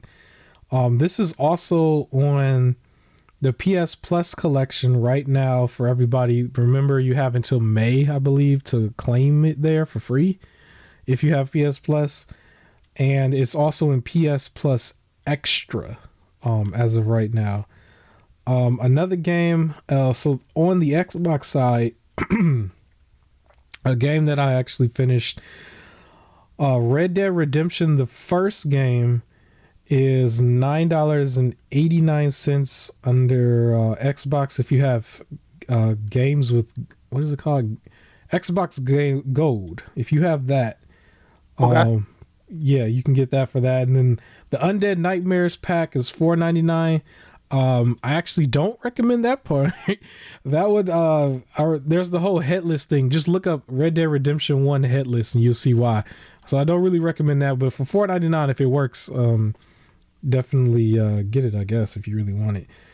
Okay. And it's a game also that I was thinking about getting myself. I was going to look into this later, but Ni no Kuni 2 Revenant Kingdom Prince Edition is the physical Switch version is $10.99 on Amazon. That's way in my bracket of like, get this game. I just haven't gotten around to look at it. So I'm probably going to buy this myself, y'all. And then Kenna Bridge of Spirits, the deluxe edition, this is the PS4 edition, is $23.62 on Amazon. I believe there is a free PS5 upgrade, so just be aware of that. World War Z, I put out a whole lot of sales this time. World War Z, the PS4 version, is $5.49 on Amazon. So that's for the physical copy. Yeah, and then I believe that is everything.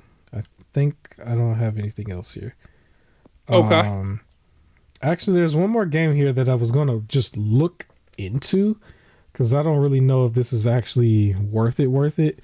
But it is cheap, so it's called Descenders. It's a bicycle game. It is $7.99 at Amazon, and it is also on Game Pass and PS Plus Extra. So I was just gonna look into it because literally it was dirt cheap. I don't know too much about it. Oh, there's another one here. I did write something else down. Okay, so Big Rumble Boxing Creed Champions Edition.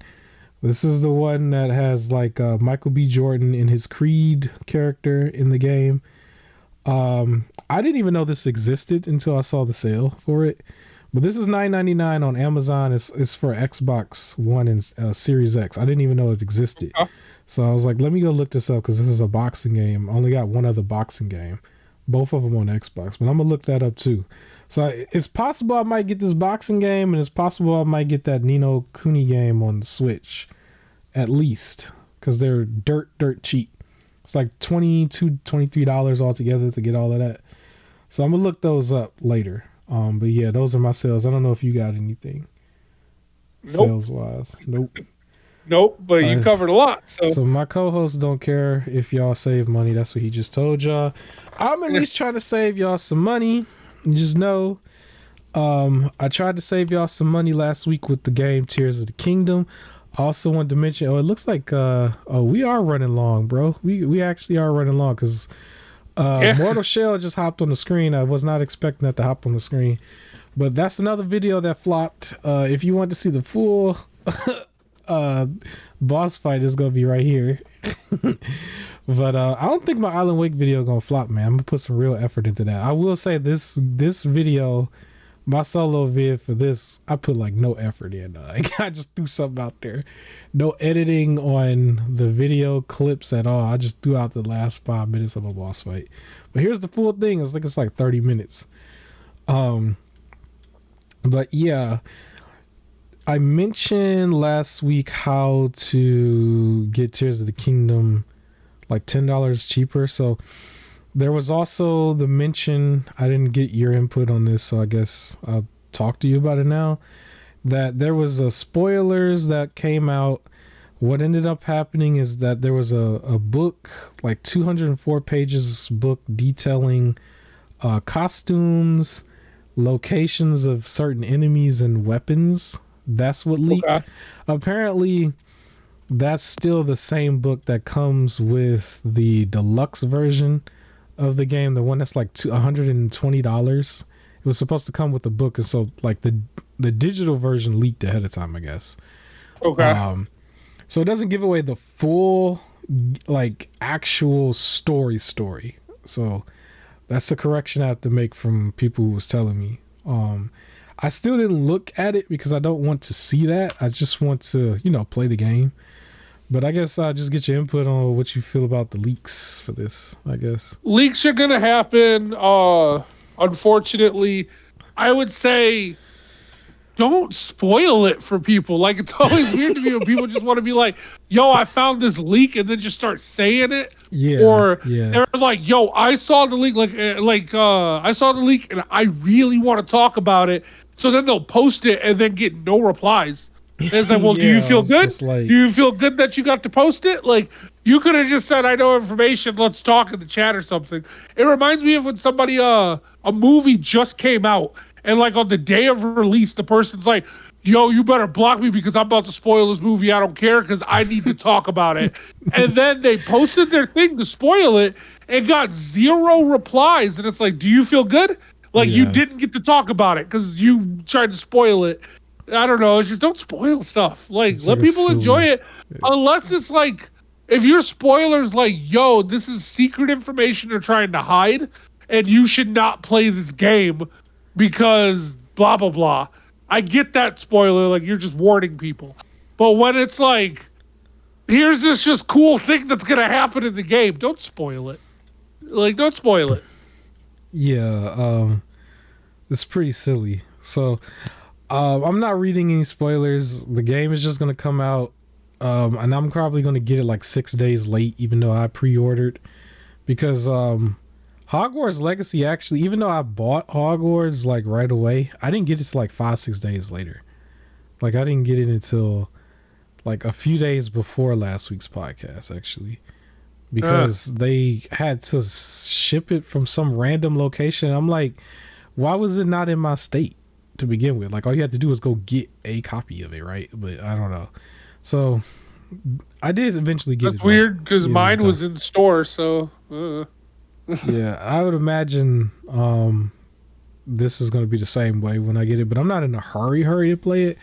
But I did want to play probably close to the end, or not the end, but maybe like a month into the summer, leading all the way to the end of the year. Really take my time with it once I clear up the backlog. But I think I'm probably going to go into Hogwarts Legacy first, a little later, while all the movies and stuff is still fresh. What else am I going to say? Okay, so I found out because I guess I'll say this while one of the Souls clones is on the screen. The Remnant from the Ashes, like we know that was technically the second game. The first game was called Chronos. It was mainly VR, but apparently they ported it over where you can play it regularly. So it's called Chronos Before the Ashes, that version of it. And you can play it on like Steam and whatever, but it's not really cheap right now compared to the quality, because the quality still looks like VR quality. And I know wasn't it a VR game? It was a VR game, but they made it where you can just play, like on a regular system and PC. Oh, okay. So that version is called Chronos Before the Ashes. It is $29.99, and I will give you, I'm not gonna pull no punches. The visuals look terrible because it still has that VR looking quality to it. It didn't really up the textures. That's why I was saying, like, why is VR not really trying to be photorealistic? But we ain't got to go back into that conversation. It's just this one is $29.99, and it is also not featuring a bunch of guns. You're back with the sword and shield slasher Souls like thing. So that's another thing to be aware of. And then it's a complete solo experience. You can't co-op it like with Remnant. So that's just so you guys know, you are able to do that without going through the VR version. Okay. I will give some credit to last year's worst game of the year. Pokemon Scarlet and Violet. Apparently it was not the worst, but okay.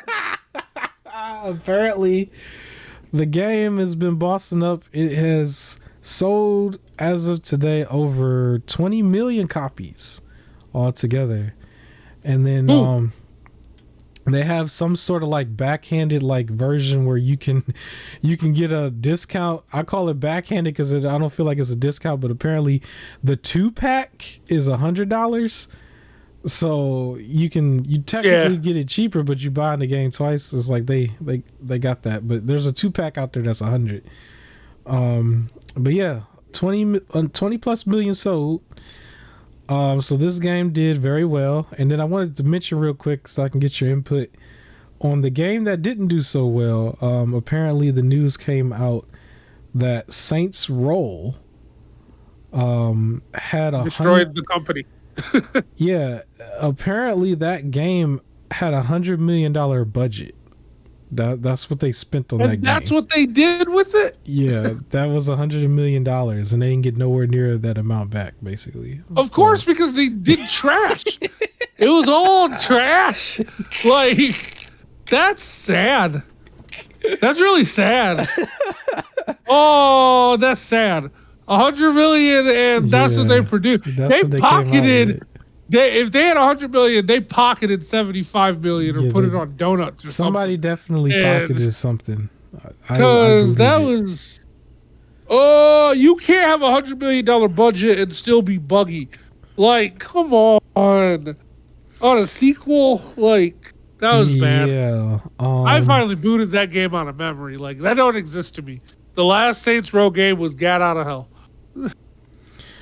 And then I wanted to mention, so you have some topics here about mobile games. I wanted to lean into that, mentioning first this one mobile game that you definitely are familiar with, because the game Angry Birds. You remember that? Yeah.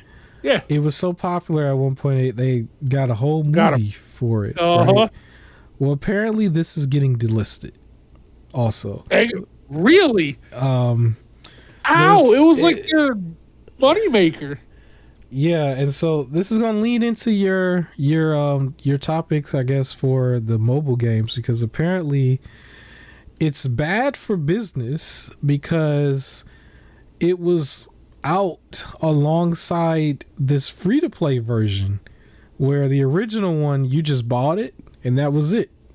But they have like a free-to-play version, which they're going to rename. It's not even going to be called Angry Birds, where they want you to play that, because it's going to have all of its transactions and so the original, the original rebuilt version of that one. Yeah. Wow. So the one that actually blew up and created this whole thing is the one that they're actually getting rid of, which you would think will be something that they would want to preserve. But the only way you can have it is if you already bought it and you download it on one of your phones or whatever. I think you can always download it under your account if you bought it already. But everybody else is going to be... I don't know what the date on it is, but if you really want to play that, I mean, you just have to buy it, I guess. But it only cost $1. $1? Yeah. Yeah, it was only $1. But the company that made it has completely moved forward to, the mobile, free-to-play, like all of that stuff. And... yeah, that might lead into your next topic with the Lara Croft and the Doom game, because I can imagine they already have this model as well. So, yeah. If you were really excited for some more Doom or some more Lara Croft, well, you're getting those. There is Doom or Mighty Doom. This game called Mighty Doom, where you're just kind of like... At first, it was like almost like an endless runner where you're constantly moving around and shooting, sort of thing. Yeah. Is what you're doing, and then your Tomb Raider is going to be like your, it's called Tomb Raider Reloaded, where you're like, I think swiping to like climb stuff and everything. But then like there was I saw the trailers for them, and then all of a sudden, it showed off where like you could buy like new weapons or new skins with the little like gems you get. And then, of course, you could pay for more gems so you can unlock more stuff. And it looks like it's leading towards some of that pay to win. I wouldn't be surprised if, like, certain levels are unlocked with a timer, but then you can speed up the timer with money, with real money. So everything's moving to mobile games. That's where they actually care now, because the whole industry is just about money. Money. Yeah. So that's the thing. Diablo Immortal pretty much enables a lot of this too, because at one point they was peaking a lot of money. They was making somebody a millionaire out there. So yeah, you're gonna see more of that. Classic Angry Birds is gone already. It left last Thursday. Oh, we too late. So I just looked.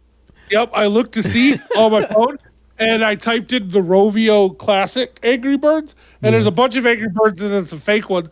But it said if you're looking for the classic Red Adventure, it's not available right now. So it's already gone. You know what? It's possible that somebody out there, obviously this requires you to do some backhanded stuff, some unfavorable stuff, but I'm sure somebody out there did like some sort of PC version that you can probably download on your phone on the emulator. For sure. They're always on that, and that makes me shout out the Silent Hills demo from back in the day called PT, Playable Teaser, because there is actually a remake where people tried to recreate the entire thing as close to the original as they could, because it got delisted for its reasons, right? On PC, where you can just play that version of it on PC. It's not by the actual developers, obviously, but they said it was remade and it was like as close to it as... Yeah, so I wouldn't be surprised if they done that, because I'm leaning fully into emulation going forward for a lot of this stuff, because the more they try to delist stuff and everything, that's how you gonna get it. That's the only way you gonna get it. I did cover myself because I said I still wanted to have the option to play the physical version if emulation doesn't work. So I advise everybody save some money and definitely get yourself the older systems and keep them in a box. Get yourself a PS3, get yourself a 360, and get yourself a backwards compatible Wii at the very least. You know, and then from there you probably move on to like a PS2, GameCube if you really still need one. But and the PS3 back compat if you can find one. If you can't, then PS2 and a regular PS3. But just have them things in the box in the closet or something, so when you see a hidden gem and you want to play it but emulation don't work, you can probably find that game. Like it's more justified for paying the $20 or $30 for that game on eBay or something if you already have access to the full library through emulation on your PC or something. It's like, all right, I could probably do this now since I've emulated everything else, you know what I mean? But yeah, I just wanted to shed some light on that, so it's not all doom and gloom, because if you look at like the Super Nintendo and like those type of cartridges and stuff where you had to really blow in it to get it to work, would you have thought like 20-30 years later that stuff would be like completely workable on your phone without any, like the average phone, like you could probably and get a prepaid phone at this point and it can work that stuff, you know? So emulation is going to win at the end of the day is what I'm saying. It's like it might take some time, but some of this stuff can't go away forever. There's no way, especially with like the growing community, including myself, of people who are trying to get PCs that have some horsepower, you know, because that's the next goal. Yeah, we can move on. I do want to mention, it's probably just more of an announcement than anything, because I don't think I'm going to watch this direct, but Nintendo's going to have a direct that's centered around the Super Mario movie, which I'm pretty sure they did this already, but they're going to do it again. And they say it's the final trailer, and this is going to be on March 9th, 2023. You know, if anything, you could skip the full 40 something minutes and just watch the trailer like literally the next day, or probably like the next hour or next few minutes in HD. Yeah, that's probably what I would do. I don't actually want to see any more of the trailers. If you want to watch the trailer, please do and tell us about it. I just want to see the movie. I don't really see no more trailers. So that's kind of where I'm at with it. But they're going to release a whole nother trailer, and it's going to be a direct for it. And I think right after that, I guess the movie is set to launch. So there's that. I did want to mention, right before we get into Last of Us, just a few rapid fire things that I do have here. For our growing community that's not really growing of fans of horror movies, apparently there's another horror movie that's going to be in theaters that's called The Pope's Exorcist, and there was a trailer released on that this week. I don't know if I sent it to you. If I didn't, my bad. You sent me the picture, I think, of it. Maybe the trailer for it. No, you sent me the trailer for it. I watched it. There's the Irish guy in there. Yeah. Yeah, so they put real budget behind it, and this is going to be in theaters. So, yeah, I'm kind of excited just to see another Exorcist-ish. It's been a long time, because when we was watching them Exorcist movies, that was like a 2011, 2012. It's been a long time. So, this is the next one, because I remember there was rumors, or it was supposed to be mentioned that they were going to do a remake of the actual Exorcist as well, which it might just be rumors, but I just wanted to mention it. That I saw the trailer. You saw the trailer, right? You liked it? Yeah, it seemed interesting. The nice Exorcist stuff leading into some of the conspiracy theory stuff. I would suggest people watch the trailer. I don't want to spoil it, but it looks like a good movie. Russell Crowe. Right, yeah, that was who was in it. Yeah. That's I was thinking of the South Park scene, like in my head. I'm like, fighting around the world. Like they had a whole thing where they made fun of Russell Crowe, and I couldn't remember the name. Finally got it. Yeah, he's in it. All right, and I did mention that we were probably going to be an hour and a half. We are 2 hours in, so hit the like button. He tried, because we're actually not getting to Last of Us just yet. I got one other small announcement that's probably going to tick off my co-host, but I thought it'd be funny to mention this because I think it's technically a rumor, but it's possible that this is fact, that apparently Vince McMahon might actually be in creative again. Yeah, I heard that. Until I see the proof, I don't believe it. But once I see the proof, I'm done with WWE. I don't want to see his creative outputs again. It's all crap. WWE. Yeah. I said that before, and I stick to it. I'm done. Like, I will be done. I won't watch. Like, I just think it's funny because it sounds like this is literally like I don't think this is a troller at all. This is like, because this is his whole point of coming back. Like, this is his mention. So every day that goes by, he's gonna figure it out. Like, what they were saying was that he was in it, but currently Triple H is supposed to have the last say. But it's like, I don't know, like on paper. We'll turn that around. Like, so. On paper, yeah. That's the thing. It's just, I don't know. You hear he left, everything got better. And all of a sudden he comes back and it's just going to slowly make things worse. And if he gets back in front of creative again because he can't stay his old self home, then I don't need to watch it. It's not a product for me anymore. It's a product for whoever's the Vince McMahon fan. Like, I can be done with it. I was already getting burnt out from it, where I only really watch pay-per-views and I keep up. Was what happens throughout the week. If he's back in control and he starts pumping out these trash like stuff again, like these trash stories that don't go anywhere outside of one, because he for some reason can't storytell anymore, then no, I'm done. Like, I don't need to watch it. I will skip over us. I don't care. Like, I'll be done with it. You know what would be the craziest announcement? We just wake up one day and we just get this, like, the same thing with Stephanie, but with Triple H. He just announces that he quits. That's what you know. Like, if that happens, it's like, yo. And if he quits, I quit. And then Vince McMahon's like, I'm back in charge. Oh, my God. If he quits, I quit. I can't even tune back into NXT because he already ruined it for me. Like, and I want to get back into it, but, like, all I keep seeing is, like, it was, like, playing off of his idea stuff now. It's, I don't know. Ugh. Yeah.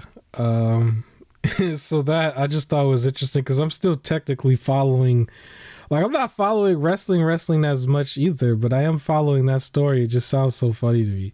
It's like, this man refuses.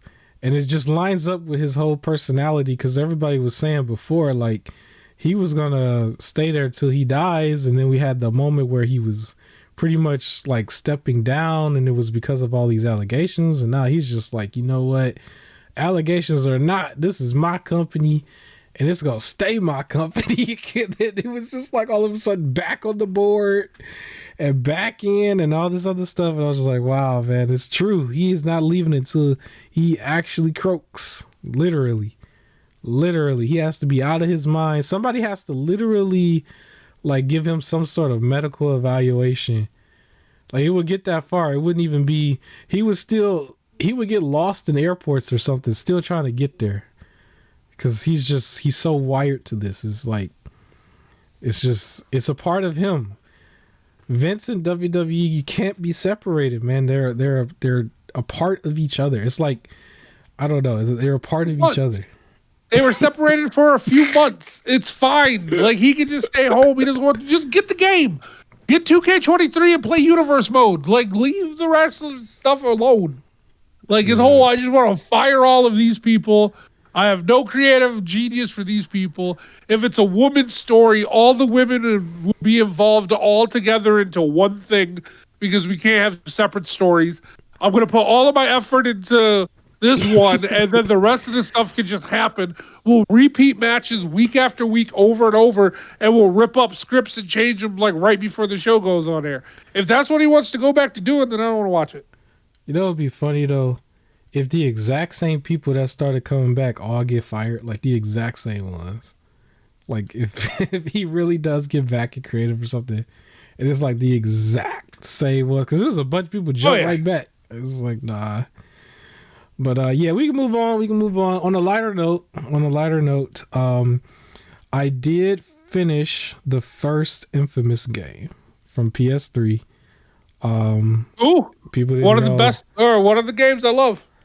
Yeah, so I borrowed this game. I think it was last week, and I finished it. I enjoyed the story for what it was. I remember saying, I was like, "Yo, they don't make games like this anymore." Where it had a darker feel, but it had a gritty feel. Like a lot of games, even when they are brand new and they're supposed to be M-rated and like filled with violence or stuff, they look very pretty. Like I think I said that with even God of War Ragnarok. It was like a very beautiful looking game. You had all these characters in it, or all these like things and stuff. It was like everything just looked like paradise. You know, like no matter where you went, it was just like nice looking areas and stuff. It's like not with Infamous. Infamous looked like a really rugged, dirty New York City almost. It was just like it was really, really rugged. And so I appreciated that. It didn't take too long.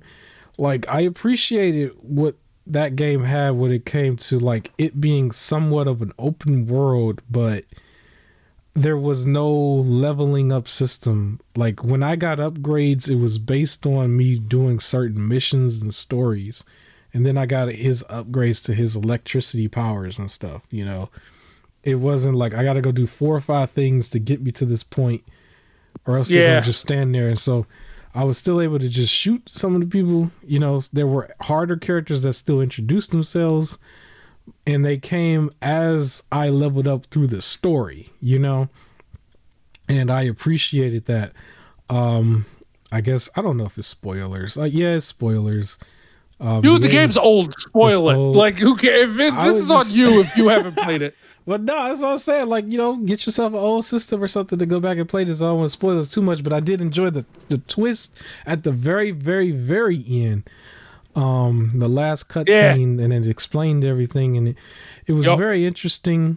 The dark moments and stuff of like the girlfriend dying or whatever, or well, if you chose that, I chose. So the whole thing, I was actually the hero.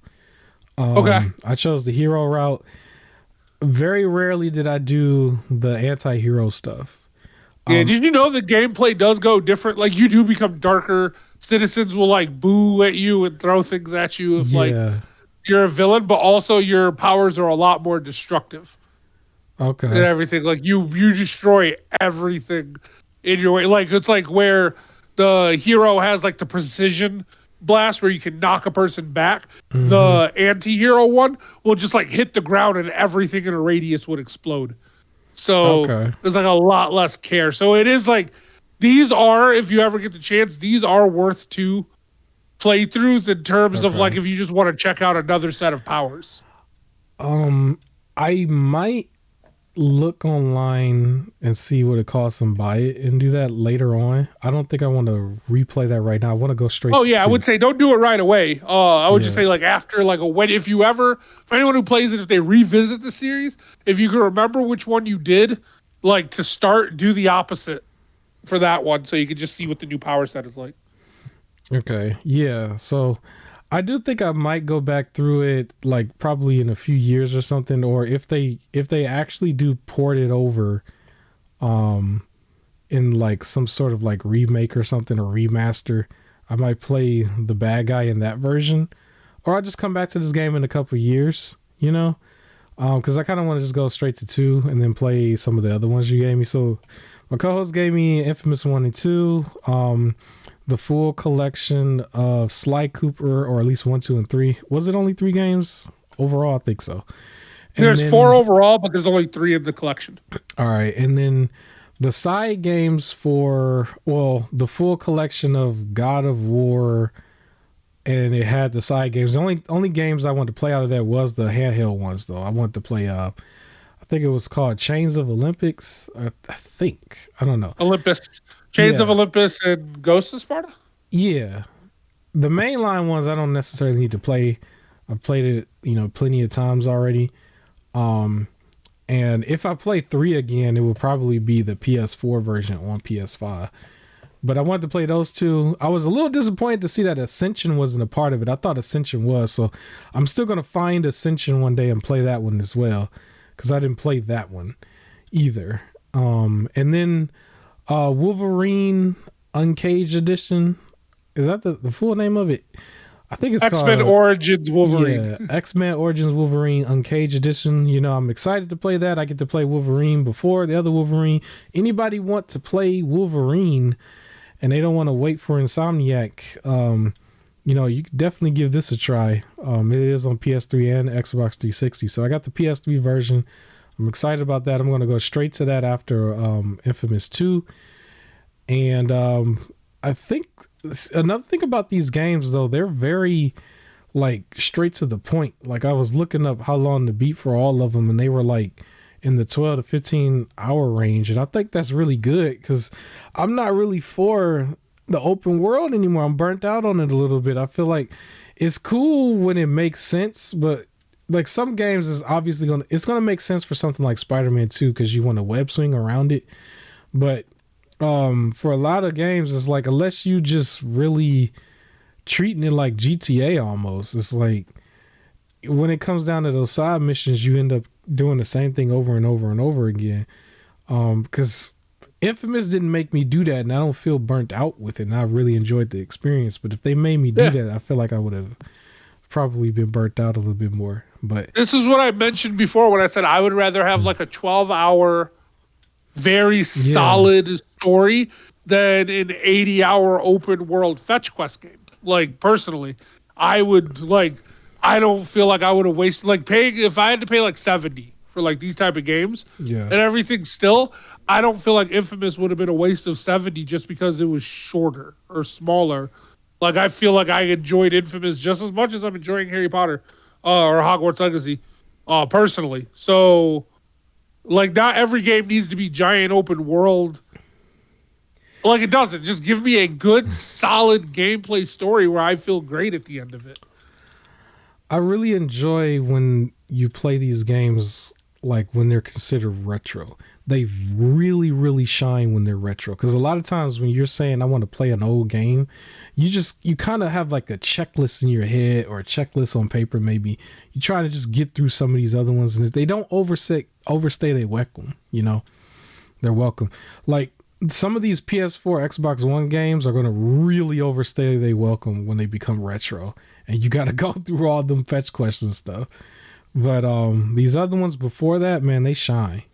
And so this one shine. I can't wait to start the second one. I'm going to start the second one sometime next week. And hopefully I can get it done in time. If not, probably in 2 weeks. I'm going to play that along with still trying to finish up the game that was on screen before, Mortal Shell, along with the game I mentioned during the sales section, which was The Witcher 2.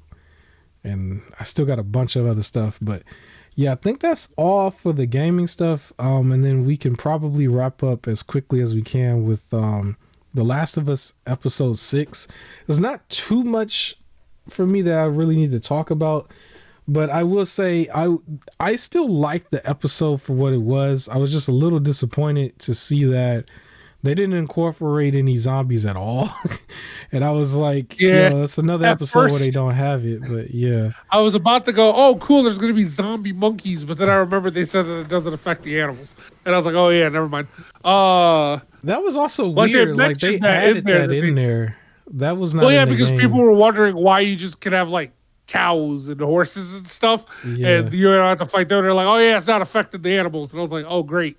But yeah, it was fine. It was a nice little emotional sort of thingy, and then nice little cliffhanger. I don't know. It was fine. I really liked that cabin couple at the beginning. The one who's just chilling in the house when the husband walks in, and it was like, he has a gun, and it was like, you made him soup, and it was like he was hungry.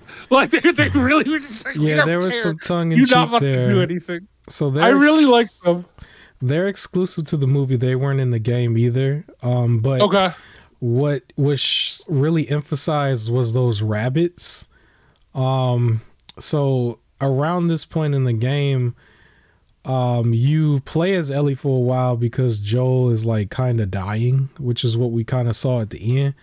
And with his heart stuff. Yeah, she was like hunting rabbits for food at one point. And that's kind of what you had to do. And so they put a little bit more emphasis on it. In the game, though, they didn't have him basically about to have a stroke or something. Because I don't understand that at all, actually. I didn't understand because like his heart is weak. He's having panic attacks. I think what they're trying to portray is like when Ellie is sort of in danger, it's reminding of when his daughter was in danger and he's like freezing up and having a panic attack, and him being old and stressed ain't good on his heart, having a panic attack. And it's their way of trying to lead that he's like starting to look at Ellie as like a daughter. But it's just like, and when it's him in danger, he can just like kill, but when it's her, he's freezing. That's what they're trying to portray that. Yeah, so it's like, it's fine, I get it. That is also kind of new. When they were having him clench at his heart, immediately I was thinking, I was like, okay, they're probably going to do something different from what happens in the game, because what happens in the game is he actually fell like 2 stories and got impaled through a pole through his side. Very graphic looking and very like, I guess it's hard to make that believable in real life. Yeah, I guess he got stabbed in this one. Yeah, so he got stabbed in that spot, and I was kind of confused for a second because I was like, he was clutching at his heart, and I thought that was the angle that they were going to go with instead of him falling. But then he just got stabbed, and so I was like, okay, well, the clutching from the heart thing, I guess that's a little much because he could still portray that that's like his daughter or whatever without having a heart attack. Yeah, I think the heart thing is going to ease up. I think it was just him having panic attacks and not knowing why. I don't think they were like heart attacks. I think it was like panic attacks where he's freezing up and doesn't know how to handle it. But that should like subside, or that's going to be the reason he goes all psycho in like the later episodes with like some of the stuff, like where he just like, I don't know, controls it. I guess, I don't know, but yeah, he got stabbed. Nah, the part that was funny to me, like it was a little bit suspenseful when they was like the dog can like smell if you're infected, and then it was like, oh, they're gonna smell Ellie being infected and then maul her or whatever. But then they were like she was playing with the dog for a second and then giggling. Like I figured that was Tommy's crew, his brother's crew, but I didn't know the black chick was gonna be his wife. Like, cause they race swapped again. That's actually was supposed to be a blonde woman, and I was like, yo, they race swapped to get another character, and I laughed because I was like, yo, they went and got Michonne from Walking Dead, basically. I'm like, they went and got Michonne and made her the wife. I'm like, okay, all right, how many characters they gonna race swap? But yeah, I was like, yo, shout out to the Miller brothers, man. They got an eye for the black women, don't they, man? Because technically they do. They like the dark meat, I guess. Right. They do. They're supposed to do. Shout out to them. I don't blame them. You know what I'm saying? I don't blame them. But anyways, yeah, they got the Michonne reject. No disrespect. I don't know what her actual name is, but she's probably a good actor. Yeah, you just be a rude over here. It's like, oh, I just assume, like immediately that's where my head went when they first showed her, and she had the braids and everything. I was like, oh, that's Michonne in my head. But then when she actually was married to, I was like, what? They swapped another character, but it was like, okay. But yeah, almost everything else was somewhat accurate. Like when they were in the room and she was just like, you're gonna leave me and you're gonna have your brother take me and everything, like that almost was like a cliffhanger-ish in itself. Like if they stopped and went to another episode there, that probably would have made, like, it would have add some suspense to it, I guess, but they didn't. It was like the very next scene is like, no, I'm actually gonna take you. Well, I'm happy they didn't, only because if they would have left it off there, then the opening scene of the next episode would have been, no, I'm just going to take you. And I sometimes hate when cliffhangers are resolved within like 5 seconds. Yeah, because they did that and resolved it fast. There were some moments that they tried to recreate in the game that I felt like the emotion was slightly off, or it just didn't look believable to me compared to the game, but they still acted it very well. It's just not as good as the game. That's all. So, but it was still good. Like, when they were doing the whole, like, I'm not your daughter. And he's like, watch your mouth, basically. Yeah. I think in the game he said like you are treading on thin ice or whatever. Okay. Something like that. But it's not so much the lines, it was just like I didn't feel like the delivery was as believable as like Troy Baker. But okay. Yeah. I do I will say from the resolution of it, I did like how quick it was over. He was like, I could say like I'm gonna make the decision yours, but just hear me out. And she didn't care like how much she trusts Joel. It doesn't want to like be left alone. Like, showing how much they care about each other. Just her to get stabbed. Yeah. I bet it's like I saw that scene in my head. I bet Tommy would have gotten stabbed.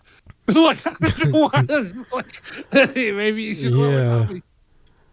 Tommy is like, you know what Tommy reminds me of too? Like, the character kind of reminds me of the two brothers that I thought looked like the Young Bucks from Fear of the Walking Dead. He's just kind of like, I kept comparing them to all the Walking Dead stuff because it technically is kind of, it went full circle basically. Like once we get the Indiana Jones video game, that goes full circle too, because the Indiana Jones or the Nathan Drake and Tomb Raider basically was like inspired by Indiana Jones. But then once that becomes the game, it goes full circle. So this is like the opposite. Yeah. It's like, well, no, they got their show, but technically you could have been watching Dead. But anyways, no zombies was my biggest disappointment. I was just kind of at least give me one. Like one. Let them kill one. I don't know. Because through this process, they still like they could have incorporated it when they were talking about how they did the River of Death thing or something in the game. As you're progressing through and you're going through buildings, you always encounter, there's a certain amount of zombies in this building or a certain amount of enemies here. And then you just kind of go through it and then you get to that point.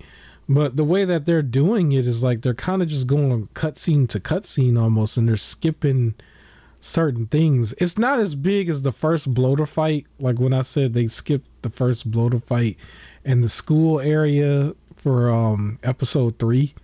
It's not as bad as that because there was still some stuff here that's accurate. It wasn't like the show got hijacked for something else, but it's no action, And so with this, like there's 3 more episodes.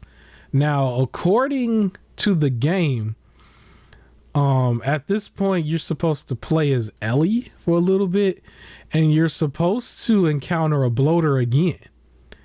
And you're supposed to encounter clickers again. I'm interested to see if they do it. And that's the thing. And so if they don't do it, I'm gonna really, really kind of be upset a little bit because you don't see the bloater as much. You see the clickers and all the zombies all the time in the game.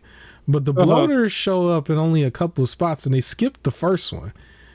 It's like if they skip the second one, like they introduced the second one when they had the 2 characters, Sam and his dad or older brother, right?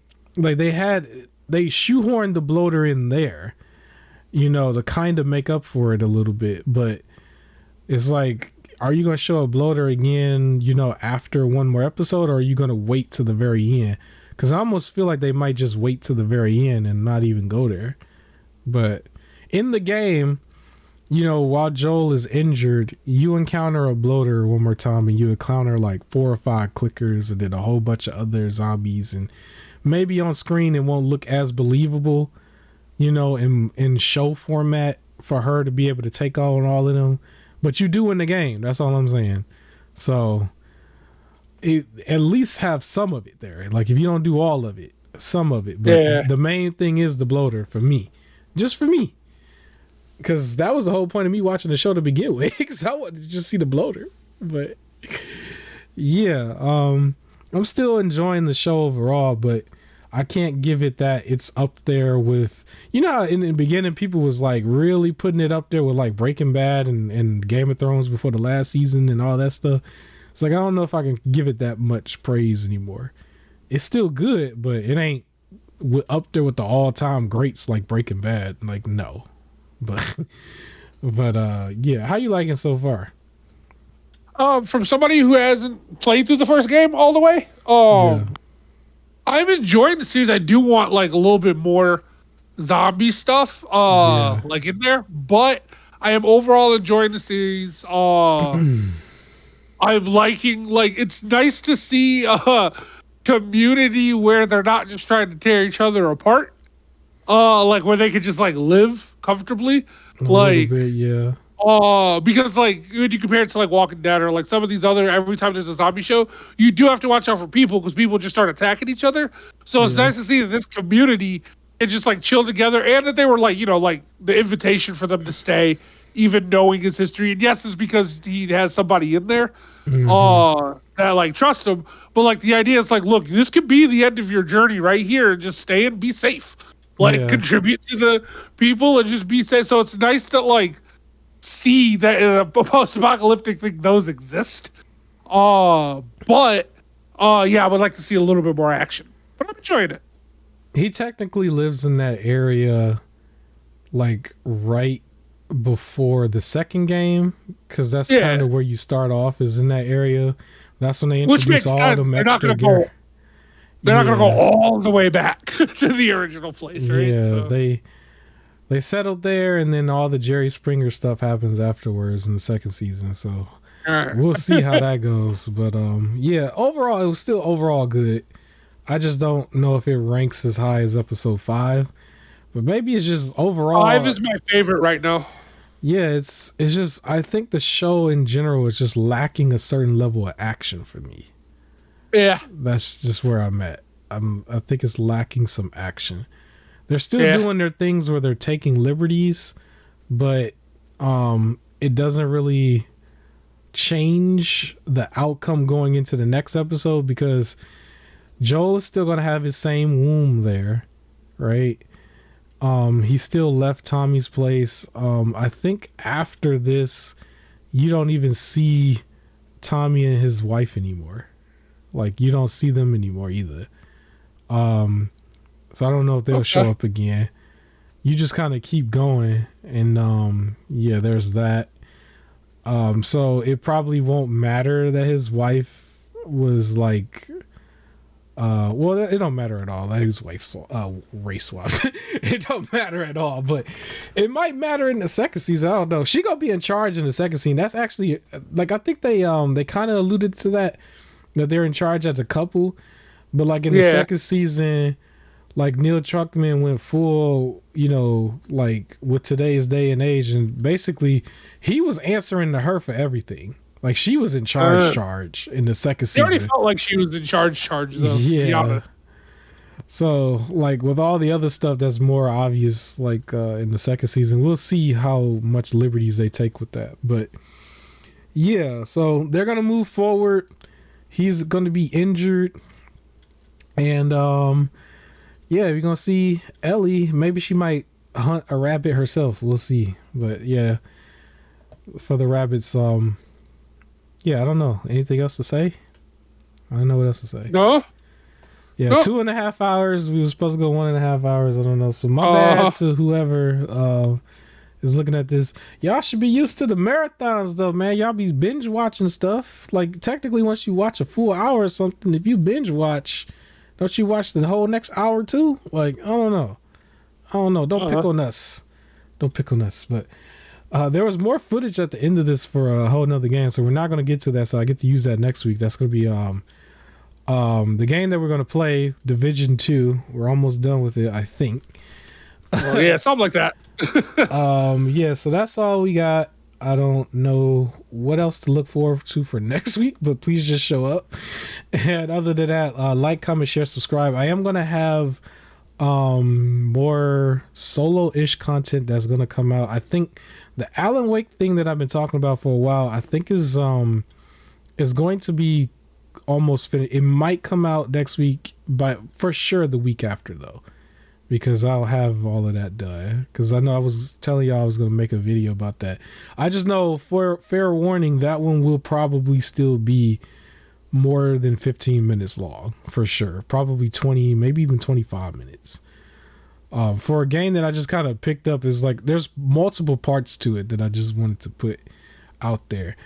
I'm also going to do videos on a lot of Resident Evil that I've done so far, and that's gonna come out in a long time from now, because I had this idea that maybe I'll do this Resident Evil video that's like this marathon of all the games I've played. I'll talk about them all in one video. I might put a hard limit on it. It might be 2 or 3 videos and they're all like 20 minutes long or something, or 30 minutes long. But I wanted to do it. I wanted to talk about the games that we played, 5 and 6. I wanted to talk about 0 and 1. I don't really have footage for all of it, so bear with me on how I can figure that out. And then also, you know, the other games that I'm going to be playing real soon. 7 and 8, right? I haven't played that. And then the 4 remake and stuff, right? So I want to do a bunch of that, and then I might want to go back and do some more solo content for Silent Hill. I got the systems and emulation, so I might go back and do all the old Silent Hills and do vids on that before the new one comes out as well. So content coming. Next week, I'll give you one thing that we can look forward to for next week. There is going to be mention of another show similar to this that I'm working on behind the scenes that I wanted to debut on my channel. That's all solo content. That's going to be way shorter, way shorter. The name is in progress because I don't really know what the name is yet. I have an idea, but I don't know yet. But I talked to my co-host before. We was like, there's topics that just, we mentioned it's like one sentence and then it's gone. I was like, maybe we can find a way to omit that. It was like, some of that stuff I still might take advantage of still mentioning on my own on the channel at a different time. Okay. And I wanted to do that in a video that might not be no longer than like, I want to say 15 minutes tops. Don't make time promises. Yeah, I don't know, but we'll see. And then I wanted to have it released during the week, and I was actually thinking about releasing it like against the grain, because the algorithm says to release during a time when everybody's usually getting off work. That type of video I might release at like midnight, because it's like, it's one that don't count to me. It's not really going to be edited that much. It's going to be similar to this format where I just get on there and talk, say all the stuff real quick, hit stop. The gameplay will be similar to this, but like short clips, 1 minute clips of just random stuff from the past that I can just, because I've collected so much stuff. I don't want to show new gameplay on that because it's going to be very short anyway. But yeah, I want it to be like 2 minutes or something like each, and then I will like put it all together and I'll play it. It'll have like, the visual format will look something similar to this, but it'll be like rearranged a little bit different because it's a solo. Like, I haven't actually done the graphics yet, but I'm just like coming up with it and developing it in my head, and I'm gonna put it on paper within the next couple weeks, maybe probably 1 month from now it'll be there.